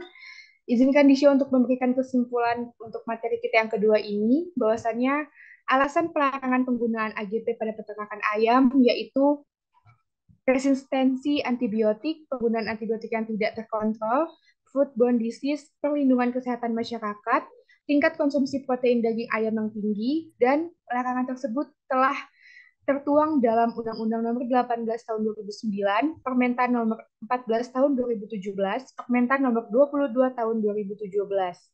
Dan untuk penggunaan probiotik tersebut dengan dosis yang tepat direkomendasikan di usia finisher karena penggunaan probiotik itu tersendiri pun memiliki keuntungan yang cukup besar untuk performa ayam, yaitu salah satunya meningkatkan konsumsi pakan, meningkatkan pertambahan bobot badan, menurunkan konversi pakan, meningkatkan indeks produksi, dan meningkatkan income over feed cost, IOFC. Oke, mungkin kesimpulan dari Disha sampai di situ. Disha persilakan untuk Mas Hairul atau Mas Diantas Minto bisa menyampaikan closing statement, Mas. Kiranya ada yang ingin disampaikan untuk teman-teman yang hadir di Zoom pada siang hari ini. Silakan. Jadi mungkin dari saya, memang AGP sudah terlarang, jadi teman-teman bisa menggunakan alternatif lain untuk bisa memicu dari ayam agar bisa bobotnya cepat, bisa menghasilkan juga panen yang baik, kemudian menghasilkan eh, uang ataupun kos yang sedikit tentunya dengan memanfaatkan bahan-bahan yang ada. Jadi teman-teman bisa coba kembali meriset atau mencoba riset kami untuk dilaksanakan di kandang teman-teman. Mungkin itu dari saya. Terima kasih. Selanjutnya izin melengkapi terkait statement terakhir bahwasanya setelah dicabutnya AGP, ya, muncullah penyakit pencernaan ini yang sangat merugikan ya pastinya ya karena ini akan meningkatkan FCR atau bengkaknya FCR sehingga pendapatan pun juga berkurang. Nah, alternatifnya sebenarnya banyak, nggak cuma probiotik, ada juga seperti fitobiotik ya, seperti jamu-jamuan kunyit, temulawak dan lain-lain itu juga cocok nih diterapkan, dipakai juga sebagai pembersih pencernaan. Selanjutnya ada juga yang namanya simbiotik, terus ada yang namanya acidifier, pengasaman di air minum karena belum tentu juga pH-pH air di Indonesia ini belum tentu aman buat dikonsumsi ayam karena ketika pH-nya relatif tinggi, apalagi apa ya, yang pinggir sungai ataupun daerah-daerah rawa-rawa persawahan itu dikhawatirkan berkembangnya bakteri E. coli, salmonella dan lain-lain itu sangat tinggi gitu. Sehingga perlu ditekan dengan penambahan acidifier. Kemudian seperti tambahannya apa lagi ya? Enzim dan lain-lain itu bisa juga dipraktekkan untuk meningkatkan performa yang lebih ideal.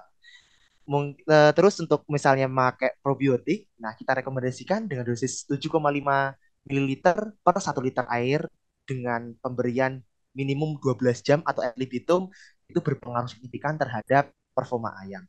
Mungkin itu sedikit closing statement dari saya kembalikan ke moderator. Oke, terima kasih Mas Hairul dan Mas Diantas Pinto atas penyampaian closing statement-nya. Kita ucapkan terima kasih juga kepada speakers kita yang udah menyampaikan materi yang cukup menarik dan sangat bermanfaat baginya, khususnya di ayam pedaging, ayam broiler. Oke, tidak terasa teman-teman sekalian, kita sudah mau masuk ke materi yang ketiga, materi yang terakhir. Semoga ini teman-teman semua masih semangat ya. Mungkin di sini ada yang mau bantu kasih Disha emoji di chat, mungkin gimana perasaannya setelah menerima dua materi kita. Sudah tidak terasa sudah dua materi. Wah, ada yang tepuk tangan ini dari Mbak Tia Fitri Astika. Wah, keren sekali. Oke, ada lagi mungkin sebelum kita lanjut ke materi kita yang selanjutnya. Oke, mungkin oke dari Mas Wisnu tepuk tangan juga. Terima kasih, Mas. Nah, oke teman-teman, Untuk mempersingkat waktu juga, mungkin kita langsung saja masuk ke sesi yang ketiga, yaitu sesi yang ketiga ini membahas topik mengenai perkembangan budidaya ayam lokal di Indonesia yang membahas terkait perkembangan ayam ras hingga dari dahulu hingga sekarang yang akan disampaikan langsung oleh Mas Ahmad Fahrudin Hussein. Beliau ini merupakan lulusan Sarjana S1 Fakultas Peternakan Universitas Brawijaya 2023, award PMDSU Pendidikan Magister menuju Doktor untuk Sarjana Unggul Batch 7 2023 sampai 2027, Knowledge Associate di Edu Farmers sejak Juni hingga November 2023, Asisten Rektor Matching Fund UB Berlin Farms UB Berlin from Malang Ajus sampai Desember 2022. Mungkin di sini Disha sapa-sapa dulu kali ya untuk Mas Ahmad Fahrudin Hussein. Halo Mas, udah ada di room? Halo Nisa, udah di room? Oke, gimana Mas? Sudah siap menyampaikan materi kita yang terakhir?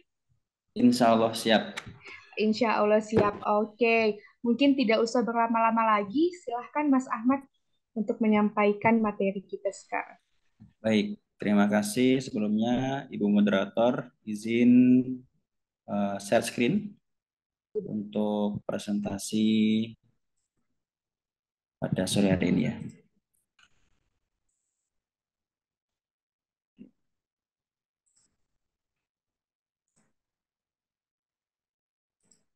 Apakah sudah terlihat?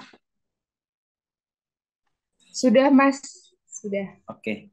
Terima kasih sebelumnya dan selamat sore teman-teman dan salam sehat semuanya untuk kita semua. Semoga sampai dengan sore ini teman-teman masih menyimak untuk dengan materi sampai saat ini karena tadi dari awal Mas Wisnu menarik sekali membahas terkait dengan animal welfare, lalu dilanjutkan dengan Mas Tasmin dan Mas Khairul itu membahas terkait dengan bagaimana probiotik ini bisa meningkatkan performa ayam, terkhusus broiler seperti itu. Untuk di sini kita diskusi nanti teman-teman karena ini adalah hasil riset kami. Jadi hasil riset ini sudah dilakukan selama 1 tahun kemarin, yakni dari tahun 2022 dimulai pada bulan Agustus sampai dengan Desember. Itu kita lakukan di Malang di UD Berlin Farm terus untuk ayam lokal, yakni ayam ras seperti itu. Untuk mengkerucutkan diskusi pada sore hari ini, saya akan membahas terkait dengan analisis fenotipik ya, terkait dengan kualitatif dari ayam Bangkok lokal dan korelasi antara karakteristik morfometrik, yakni nanti juga ada morfometrik 9 morfometrik yang akan kita bahas dengan berdasarkan berat badan pada ayam Bangkok lokal. Nah, ini adalah topik bahasan kita pada sore hari ini. Yang pertama nanti kita akan menjelaskan latar belakang kami untuk kenapa memilih ayam Bangkok lokal seperti itu dan kenapa ayam Bangkok kok sudah lokal seperti itu ya. Yang kedua, rumusan masalah serta tujuannya seperti apa nanti kita akan sampaikan. Lalu materi serta metode penelitian sampai dengan hasil. Untuk hasil ini kita nanti klasifikasikan ada 3, yakni dari persentase fenotipik kualitatif, ada warna bulu, terus bentuk jengger sampai dengan warna seng. Nanti kita akan lihat seberapa kuat persentase dari ayam Bangkok lokal dan ditunjang dengan penelitian-penelitian yang sudah ada seperti itu. Lalu yang kedua nanti kita akan lihat terkait dengan sifat kuantitatifnya, yakni berdasarkan observasi baik dari standar deviasi, lalu nanti juga kita melihat keragamannya seperti apa sampai output seperti itu. Lalu sampai dengan uji korelasinya antara morfometrik tersebut. Nah, oke, yang pertama adalah kita membahas terkait dengan ayam Bangkok lokal. Nah, ayam Bangkok lokal sendiri ini merupakan ayam Bangkok ya, ayam Bangkok asli yang sebenarnya itu sebenarnya aslinya dari Bangkok ya, Thailand. Namun pada tahun kurang lebih di 90-an itu pertama kali dimasukkan di daerah Tuban. Tuban, Jawa Timur dimasukkan di situ dan berkembang biak. Berkembang biak sampai dengan orang menyebutnya di Indonesia, terutama di Jawa Timur itu, ini ayam, nantinya juga akan ada ayam kampung sampai dengan ayam lainnya seperti itu. Nah itu berkembang dari ayam Bangkok yang murni sendiri dari yang didatangkan oleh Thailand. Nah dari ayam Bangkok lokal itu telah kalau disebarkan di Indonesia itu ada kurang lebih 31 rumpun ayam lokal di Indonesia menyebar dari Sabang sampai Merauke terutama ya. 31 rumpun. Ya ada dari Bangkok, ada dari Kampung, terus ada dari Merawang dan sebagainya. Itu tersebar sampai dengan 31 rumpun. Nah, ini saya tampilkan data dari Badan Pusat Statistika Nasional tahun 2022, populasi ayam ras ini ya sendiri itu ada kurang lebih 314 juta ekor. Nah, lalu untuk klasifikasinya dari ayam Bangkok lokal sendiri itu kurang lebih meningkat dari tahun sebelumnya. Ini kita sudah klasifikasikan dari ayam Bangkok lokal sendiri itu 2,45% dari tahun 2021 meningkat ya. Meningkatnya adalah 2,45% itu kurang lebihnya, dan totalnya adalah 300 mungkin dari sekitar 340 juta itu ada kurang lebih 100 jutaan seperti itu. Lalu dari sisi lain dari FAO sendiri, ayam Bangkok lokal ini merupakan salah satu warisan yang harus bisa kita jaga dari Indonesia sendiri. Kalau dilihat dari karakteristiknya, ayam Bangkok lokal ini memiliki standarisasi ras seperti postur tubuh yang tinggi, lalu warna bulu ada yang merah dan biasanya dominan hitam dengan ukurannya yang cukup tinggi dan besar seperti itu. Lalu dari FAO sendiri pada tahun 2023 itu menyatakan bahwa karakteristik sumber daya genetik hewan untuk pangan terutama, karena sekarang itu sudah banyak pengembangan ayam Bangkok lokal seperti ayam Jawa persilangan yang disilangkan dengan ayam Lohman seperti itu, dan juga pengembangan yang lainnya sehingga terjadi disertifikasi ya. Itu sangat masif terutama di daerah Jawa Timur seperti itu. Nah, ini makanya perlu kita klasifikasikan bahwa nanti ayam Bangkok lokal ini adalah plasma nutfah yang bisa diidentifikasi bahwa ayam ini sudah terlokalisasi di Indonesia terutama seperti itu. Nanti melalui apa? Kalau kita melihat SNI harus memenuhi standar, terutama nanti ketika sudah beragam nanti bisa akan dilisensikan untuk di SNI-nya sendiri seperti itu. Nanti kita juga makanya didukung dengan data-data kuantitatif yang sudah kita mulai himpun, mulai dari ya lingkup daerah sampai dengan nanti tingkat tertinggi lingkup nasional seperti itu. Lalu untuk rumusan dan tujuan kami dari penelitian ini, yakni yang pertama adalah bagaimana analisis fenotipik kualitatif berdasarkan jenis kelamin, jantan dan betina yang Bangkok lokal. Lalu yang kedua, bagaimana karakteristik morfometrik ayam Bangkok lokal berdasarkan perbedaan jenis kelamin. Lalu yang ketiga adalah bagaimana hubungan antara karakteristik morfometrik ayam Bangkok lokal dengan faktor produktif yang berpotensi yang nantinya bisa diwariskan ya setelah melalui perkawinan dan disilangkan dan sebagainya.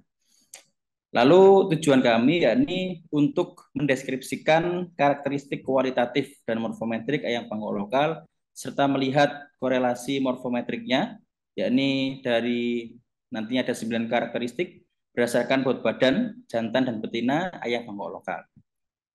Hal ini bertujuan untuk mengembangkan strategi konservasi yang lebih tepat dan efektif, sehingga nanti ketika teman-teman ataupun peneliti yang ada di sini ataupun mahasiswa bisa mengembangkan lebih jauh lagi ketika akan menyeleksi ataupun akan mengawinkan dari ras Bangkok lokal.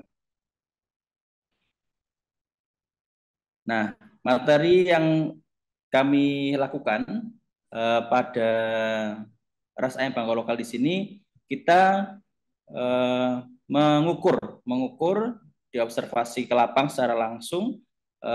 Ada jumlah yang kita ukur, sebenarnya total yang kita ukur adalah kurang lebih 238, sekitar situ. Lalu kita sortir yang untuk total ya, total itu sekitar 238 karena ayam jantan Bangkok lokal lebih banyak, kurang lebih dulu 170-an. Namun kita sortir karena ada beberapa yang telah diafkir seperti itu. Lalu kita gabungkan untuk presentasikan untuk ayam Bangkok lokal sendiri kurang lebih 75,37% dari total populasi dan 24,63% untuk betina dari total populasi.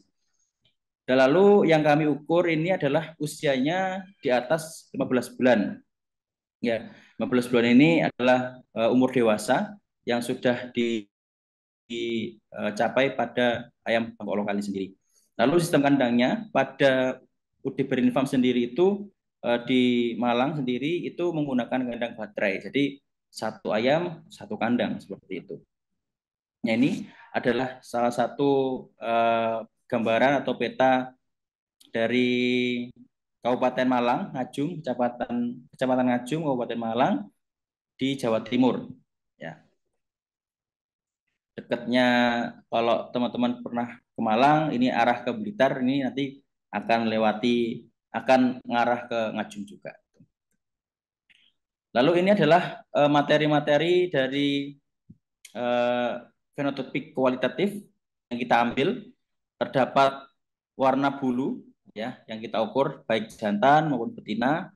Kalau untuk klasifikasinya jantan ini lebih banyak karena di sana terdapat beberapa klasifikasi warna yang kita survei.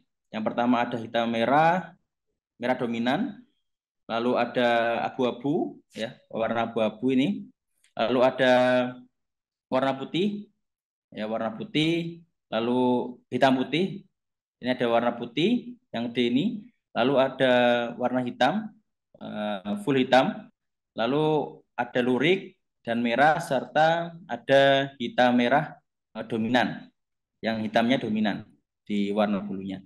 Untuk betina sendiri ini kita klasifikasikan menjadi 4. Ada warna abu-abu, warna hitam, warna kuning, sampai dengan warna lurik. Dan warna seng sendiri ada 3, yang jantan maupun betina ada 4 macam, yakni dominan hitam, serta dominan kuning, serta kuning. Lalu untuk jenis sengger, untuk jantan sendiri ada 4 klasifikasinya, ada ros, ada peakom, terus ada tunggal, wilah atau dan walnut seperti itu. Untuk betina sendiri ada walnut, peakom, sama wilah. Itu untuk materi kualitatif. Untuk kuantitatifnya kita ada ya seperti tadi berdasarkan morfometriknya. Untuk bobot badannya itu adalah morfometrik dari pengukuran penggunaan dari distal gantung dengan satuan kilogram. Lalu untuk panjang seng ini adalah ukuran yang diukur dari tulang tibia ke pangkal metatarsus ya. Metatarsus ini telapak kaki ini bagian bawah. Lalu untuk ukuran dengan menggunakan meteran ukur atau ukuran meter. Lalu untuk lingkar sen kita ukur dari sekitar paha di dekat taji. Dan ini melingkar di situ. Lalu untuk panjang tibia ini mengukurnya dari ujung atas ke ujung bawah tulang paha. Ya, lalu untuk lebar dada kita ukur dari tulang furcula ya, furcula di sini sampai dengan tulang coracoid ya. Lalu untuk lingkar dada kita ukur melingkar dari sekitar scapula. Scapula itu di belakang sayap seperti itu, teman-teman. Jadi kita ukur di situ, kita bentangkan sayapnya, kita ukur melingkar dari situ. Lalu untuk panjang dada kita ukur dari ujung bawah sini sampai dengan ujung bawah sini ya, maaf, sampai ujung atas, tulang sternum sampai ujung atas di tulang sternumnya. Lalu untuk tinggi pundak, ini tinggi pundak yakni kita ukur dengan penggaris serta dibantu dengan jangka sorong untuk mengukur titik panjang atau titik tingginya dari tinggi pundak tersebut. Lalu untuk panjang sayap kita ukur dengan dari ujung tulang falang, ya ujung tulang falang sini sampai dengan tulang humerus. Ya. Lalu untuk panjang paruh kita ukur dengan jangka sorong dari ujung depan sampai dengan tulang taji kuadrat. Untuk metode penelitian kita menggunakan yang presentatif, deskriptif analisis, lalu dengan diagram batang. Untuk morfometriknya kita menggunakan statistik deskriptif dari rata-rata, standar deviasi, sampai dengan nilai maksimum, minimum, sampai dengan koefisien keragaman. Lalu untuk ujinya kita menggunakan uji T dengan menentukan pengaruh jenis kelamin pada berbagai kategori data morfometrik. Lalu selanjutnya kita untuk uji korelasinya kita menggunakan deskriptif dari model linier umum. Untuk versinya di Excelstat kita menggunakan software Excelstat dengan semua pernyataan signifikasinya didasarkan pada pengujian tingkat probabilitas kurang dari 0,01. Nah, ini adalah hasil dari penelitian kami bahwa di bangkok lokal jantan itu kita ketahui bahwa yang tinggi pada warna bulu, yakni pada warna bulu hitam dominan. Pada kisaran presentasi 44,16 untuk warna seng kuning itu adalah 73,20 dan jenggernya atau jenis jenggernya itu jenisnya PA-COM yang berbentuk gerigi. Itu kita identifikasikan di situ. Lalu untuk betina dilihat bahwa paling tinggi warna bulunya ini hitam, serta warna sengnya hitam 34% dan untuk jenis jenggernya yakni PA untuk bergerigi sebesar 76%. Dan ini paling dominan. Ini mengidentifikasikan bahwa ayam bangkok lokal jantan maupun betina ini diidentifikasikan pada daerah tersebut seperti berikut ini. Lalu untuk hasil dari pengujian setiap variabel, kita uji dari setiap parameter bahwa semua parameter memiliki hasil yang sangat signifikan, yakni probabilitas kurang dari 0,01, di mana kita uji antara jantan serta betina. Untuk yang paling beragam, yang bisa kenapa kita menggunakan berat badan, yakni karena dia adalah keragamannya paling tinggi, ya tinggi dan memiliki sifat ekonomis seperti itu. Kenapa memiliki sifat ekonomis? Karena kalau dilihat dari postur tubuhnya sendiri, semisal dari berat badannya kurang, maka itu mengurangi nilai jual. Makanya kita mendasari hal tersebut dengan berat badan. Oke, ini adalah hasil korelasi antara jantan dan betina, ya, jantan dan betina kita satukan. Untuk hasilnya sendiri bahwa korelasi itu terutama berdasarkan berat badan, semua positif, mengartikan bahwa setiap pertumbuhan variabel parameter akan diikuti dengan berat badan seperti itu. Jadi korelasinya positif seperti itu. Untuk paling tinggi kita sampaikan di lingkar dada. Jadi circumference chest ini adalah lingkar dada yang paling tinggi korelasinya. Lalu untuk jantan dan betina sendiri, nah di sini adalah diagonal bawah adalah diagonal untuk jantan. Nah untuk yang atas adalah diagonal untuk betina. Untuk jantan sendiri chest grid adalah lingkar dada tinggi. Lebih korelasinya 0,7 mengartikan bahwa korelasinya sangat tinggi dibandingkan dengan yang lain. Ini untuk jantan. Dan untuk betina sendiri juga sama, dari chest grid-nya sendiri 0,854, yakni bahwa berdasarkan lingkar dada sendiri itu kita bisa lihat bahwa ayam Bangkok lokal sendiri itu memiliki karakteristik dari lingkar dada, bisa kita lihat untuk menaksir dari bobot badannya. Nah, untuk kesimpulannya sendiri, yakni yang pertama, untuk sifat kualitatif yang unggul dimiliki ayam Bangkok lokal jantan, yakni warna bulu hitam dominan, warna seng kuning, lalu tinggi jengger peakom berbentuk gerigi. Sedangkan pada ayam Bangkok lokal betina, yakni warna bulunya hitam, terus warna sengnya hitam, dan tipe jengger peakom berbentuk gerigi, ya, sama dengan pada jantan. Ini untuk ayam Bangkok lokal. Untuk karakteristik morfometrik ayam Bangkok lokal berdasarkan jenis kelamin menunjukkan perbedaan yang sangat nyata, yakni probabilitas kurang dari 0,01. Sedangkan ukuran morfometrik berdasarkan bobot badan yang berpotensi diwariskan, yakni lingkar dada, lebar dada, dan lingkar seng. Ini bisa diwariskan pada anak turunannya untuk mengidentifikasi bahwa ini adalah keturunan ayam Bangkok lokal. Lalu ketiga jenis morfometrik tersebut memiliki sifat ekonomis yang sesuai dengan tujuan perkembangan ayam Bangkok lokal, yaitu sebagai ayam aduan dan hias di Indonesia. Untuk sarannya dari perkembangan ayam Bangkok lokal ini adalah standarisasi SNI yang nantinya perlu adanya upaya konservasi, terutama di sini untuk menyeragamkan faktor genotip ataupun genetik melalui seleksi dan persilangan. Hal ini bertujuan untuk menjaga plasma nutfah, terutama pada ayam lokal di Indonesia. Dan selain itu, peternak dapat melakukan perkawinan berdasarkan sifat kualitatif dan kuantitatif yang sudah kita rekomendasikan di atas. Berikut adalah sumber daftar pustaka yang bisa kami sampaikan untuk penelitian kami.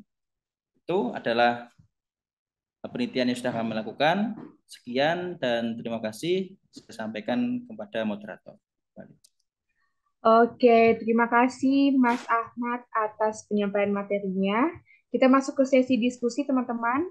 Sekiranya ada yang ingin didiskusikan dan ingin ditanyakan langsung oleh Mas Ahmad, silakan raise hand atau bisa juga direct message ke Disha langsung, begitu.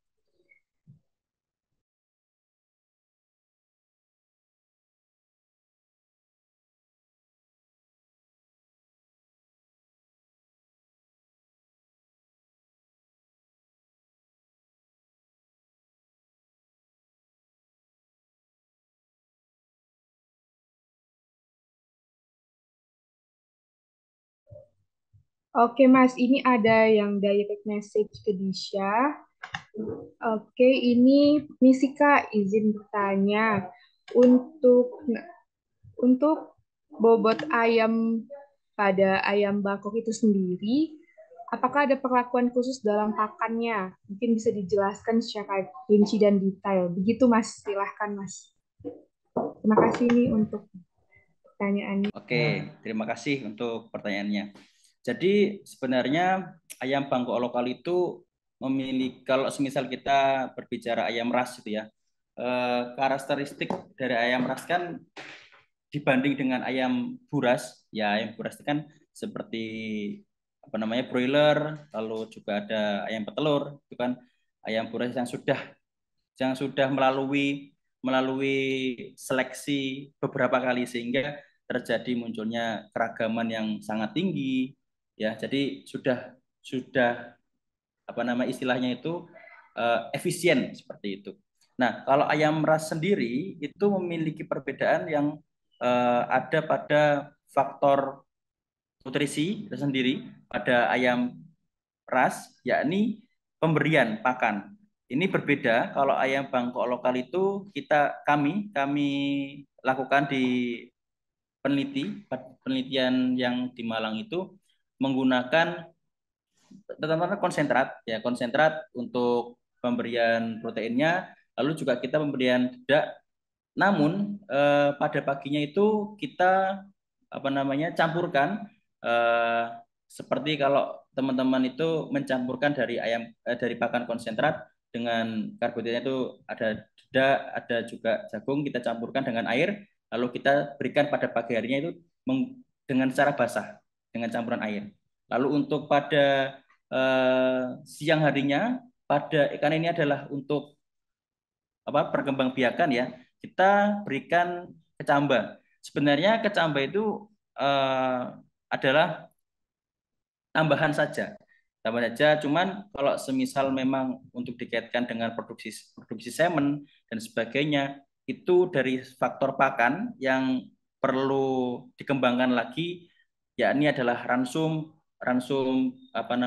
konsentratnya itu bisa dari situ tanpa menambahkan kecambah. Terus untuk pada sore harinya untuk pemberian pakan sendiri itu di kami itu pemberian pakannya kering. Jadi konsentra dicampurkan dengan dedak dan juga jagung kita campurkan jadi satu untuk diberikan kepada ayam. Untuk pemberiannya itu menaksir. Jadi kita itu tidak secara ad libitum, namun pemberiannya adalah intermittent. Jadi kayak pagi, jadi dimulai dari jam 7:30 sampai nanti diberikan, kalau di kami diberikan campur sampai dari jam 12 dari jam 1. Lalu untuk sore harinya itu dimulai memberikan pakan dari jam 3 ya, jam 3 sampai jam 4 itu diberikan pakan untuk sore harinya sampai dengan esok harinya seperti itu. Itu untuk pemberian ayam, pemberian makannya.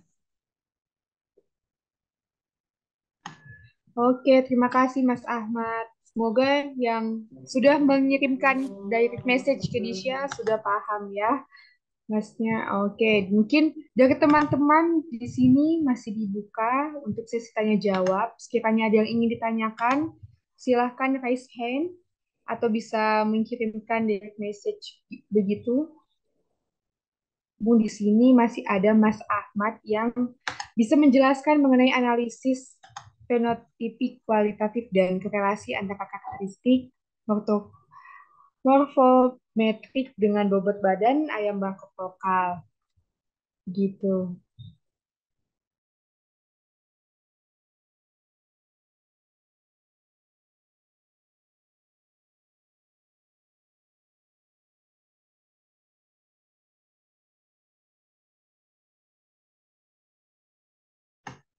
Oke, Mas Ahmad, mungkin dari Disha sendiri, tadi setelah Disha baca-baca penyampaian Mas Ahmad sendiri, tadi Disha ada ke notice di bagian ayam Bangkok lokal jantan dan betina itu, Mas. Nah, itu untuk pakannya sendiri, Mas, ayam Bangkok lokal jantan dan betina itu ada perbedaan yang signifikan gitu nggak sih, Mas? Gitu. Ya, kalau untuk perbedaan yang signifikan kita perlu uji ya. Jadi untuk hal tersebut, untuk di faktor sisi pengujiannya kita beruji, cuman dari faktor lapangnya kita bandingkan ya pemberian betina dengan jantan itu kita bedakan antara betina kurang lebih kemarin itu sekitar maksudnya untuk perbandingannya 5% lebih tinggi dari betina. Maksudnya pemberian pakan pada jantan itu 5% lebih tinggi daripada betina. Jadi memang berbeda untuk pemberian pakannya, namun untuk dari faktor nutrisi kita usahakan sama karena memang kemarin adalah untuk arah pemeliharaan ayam Bangkok lokal ini untuk konservasi atau untuk perkawinan seperti itu. Jadi kita mengambil semen dari pejantan lalu kita injek ke betina seperti itu. Jadi untuk faktor pemberian nutrisi itu kita samakan sehingga ketika tidak terjadi ketimpangan antara dari segi nutrisi baik ke ayam Bangkok lokal jantan maupun ke ayam Bangkok lokal betina seperti itu.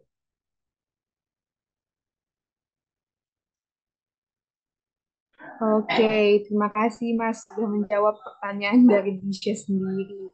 Oke, ya mungkin dari Mas Fauzan, silahkan Mas. Baik, terima kasih atas kesempatannya. Apakah suara saya bisa didengar ya, Kak? Ya, bisa. Bertanya Kak mengenai fenotip ayam Bangkok sendiri. Dari penelitian Kakak sendiri kan tadi dari segi warna lebih cenderung hitam warna bulu dan seng pada jantan kuning dan seng pada betina hitam. Dari hal tersebut itu apakah memang pada tempat penelitian kakak itu dilakukan seleksi untuk didapatkan fenotip yang seperti itu, maksudnya menseleksi yang putih dan lebih dominan yang hitam untuk dari segi segmen pasar atau bagaimana ya kak ya? Ya, baik. Terima kasih untuk pertanyaannya. Menarik. Jadi di kami daerah Ngajum itu adalah termasuk sentra ya, sentra pengembangan ayam buras sendiri seperti itu. Lalu kami itu dari apa namanya observasi lapang bahwa dikatakan di sana tujuan dari penelitian di sana itu adalah untuk memberikan ayam Bangkok yang bisa dibuat untuk aduan seperti itu. Tujuan arah konservasinya di sana. Nah, lalu identifikasi terkait dengan fenotipik kualitatif sendiri, kenapa dominan hitam untuk warna burunya, terus warna sengnya kuning dan sebagainya, itu dari faktor selain. Jadi kita tuh punya dua farm gitu kan, dua farm, ada di Malang juga ada di Kediri. Nah, untuk perkembangan ayam Bangkok lokal sendiri yang ada di Ngajum ini adalah terseleksi dari Kediri seperti itu. Jadi yang ayam dari Kediri dibawa ke Malang untuk dikembangbiakan, untuk dikembangbiakan atau dibudidayakan dan diambil semennya. Lalu semennya tadi diinjek di ayam-ayam yang persilangan untuk persilangan ayam Jawa Super seperti Jawa Persilangan, Jawa Persilangan. Jadi ayam Bangkok lokal sendiri yang ada di Ngajum ini adalah ayam yang sudah diidentifikasi atau diseleksi sebelumnya di Kediri, lalu dibawa ke Malang untuk pengembangbiakan dari pengambilan semen dan sebagainya itu. Jadi seperti itu. Makanya kita bisa klasifikasikan bahwa di sana itu banyak sekali untuk konservasi ayam Bangkok lokal. Namun terkait identifikasinya juga perlu dibuat karena identifikasi ayam Bangkok lokal itu sama. Kalau orang-orang lokal itu biasanya mengatakan, oh ini ayam kampung, oh ini ayam bahkan, tapi harus kita tetapkan bahwa ini adalah bisa dikatakan dengan ayam Bangkok lokal. Jadi tujuannya di situ untuk mengenalkan dan mengidentifikasikan tetuanya dari mana sih seperti itu, dan nantinya ketika bisa dikawinkan itu bisa dipertanggungjawabkan tetuanya itu. Seperti itu tujuannya. Mungkin ada feedback. Baik kak, terima kasih atas jawabannya. Ya, sama-sama. Oke, terima kasih Mas Fauzan dan Mas Ahmad atas penyampaian materinya. Kita cukupkan sesi diskusi kita dan izinkan Nisha untuk menyampaikan sedikit kesimpulan dari penyampaian materi kita yang ketiga, yaitu perkembangan ayam Bangkok lokal ini merupakan standarisasi standar nasional Indonesia dengan menyeragamkan faktor genetik ataupun genetik melalui seleksi dan persilangan. Tentunya dengan tujuan untuk menjaga plasma nutfah terutama pada ayam lokal di Indonesia. Begitu. Mungkin dari Mas Ahmad sendiri ada atau tidak Kak closing statement yang bisa disampaikan kepada teman-teman di sore hari ini Kak? Silahkan. Ya, terima kasih. Jadi kita itu sebenarnya punya banyak sekali sumber daya alam genetik ya, terutama di Indonesia, terutama pada ayam ras seperti itu, dan bukan ras sepertinya juga potensinya sangat banyak. Nah, ketika kita mengambil salah satu ras itu kita sebenarnya itu berpotensi untuk mengidentifikasikan ras tersebut.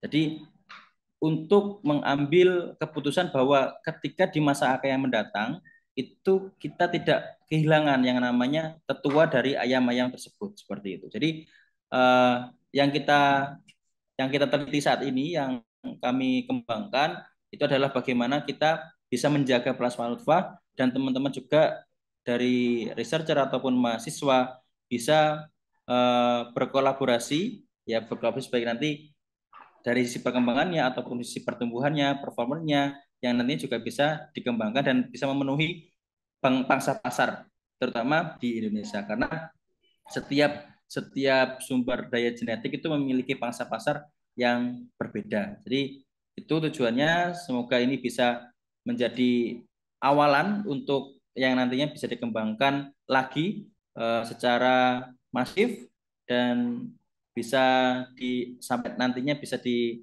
SNI-kan, karena jujur sampai saat ini itu belum ada SNI yang pasti untuk yang baru ada yang KOB dan sebagainya, tapi untuk ayam yang lain tuh masih belum ada dan potensi ini masih banyak sekali seperti itu saja.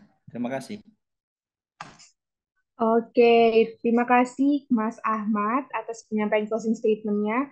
Baik, teman-teman sekalian, kita sudah masuk ke sesi selanjutnya dan kita sudah selesai juga untuk penyampaian materi kita pada siang hari ini hingga sore hari ini. Kita sama-sama sekalian masuk ke sesi foto bersama. Mungkin di sini kakak-kakak speakers dan kakak-kakak yang lain bisa open kamera dulu. Gitu, kita sesi foto bersama dulu.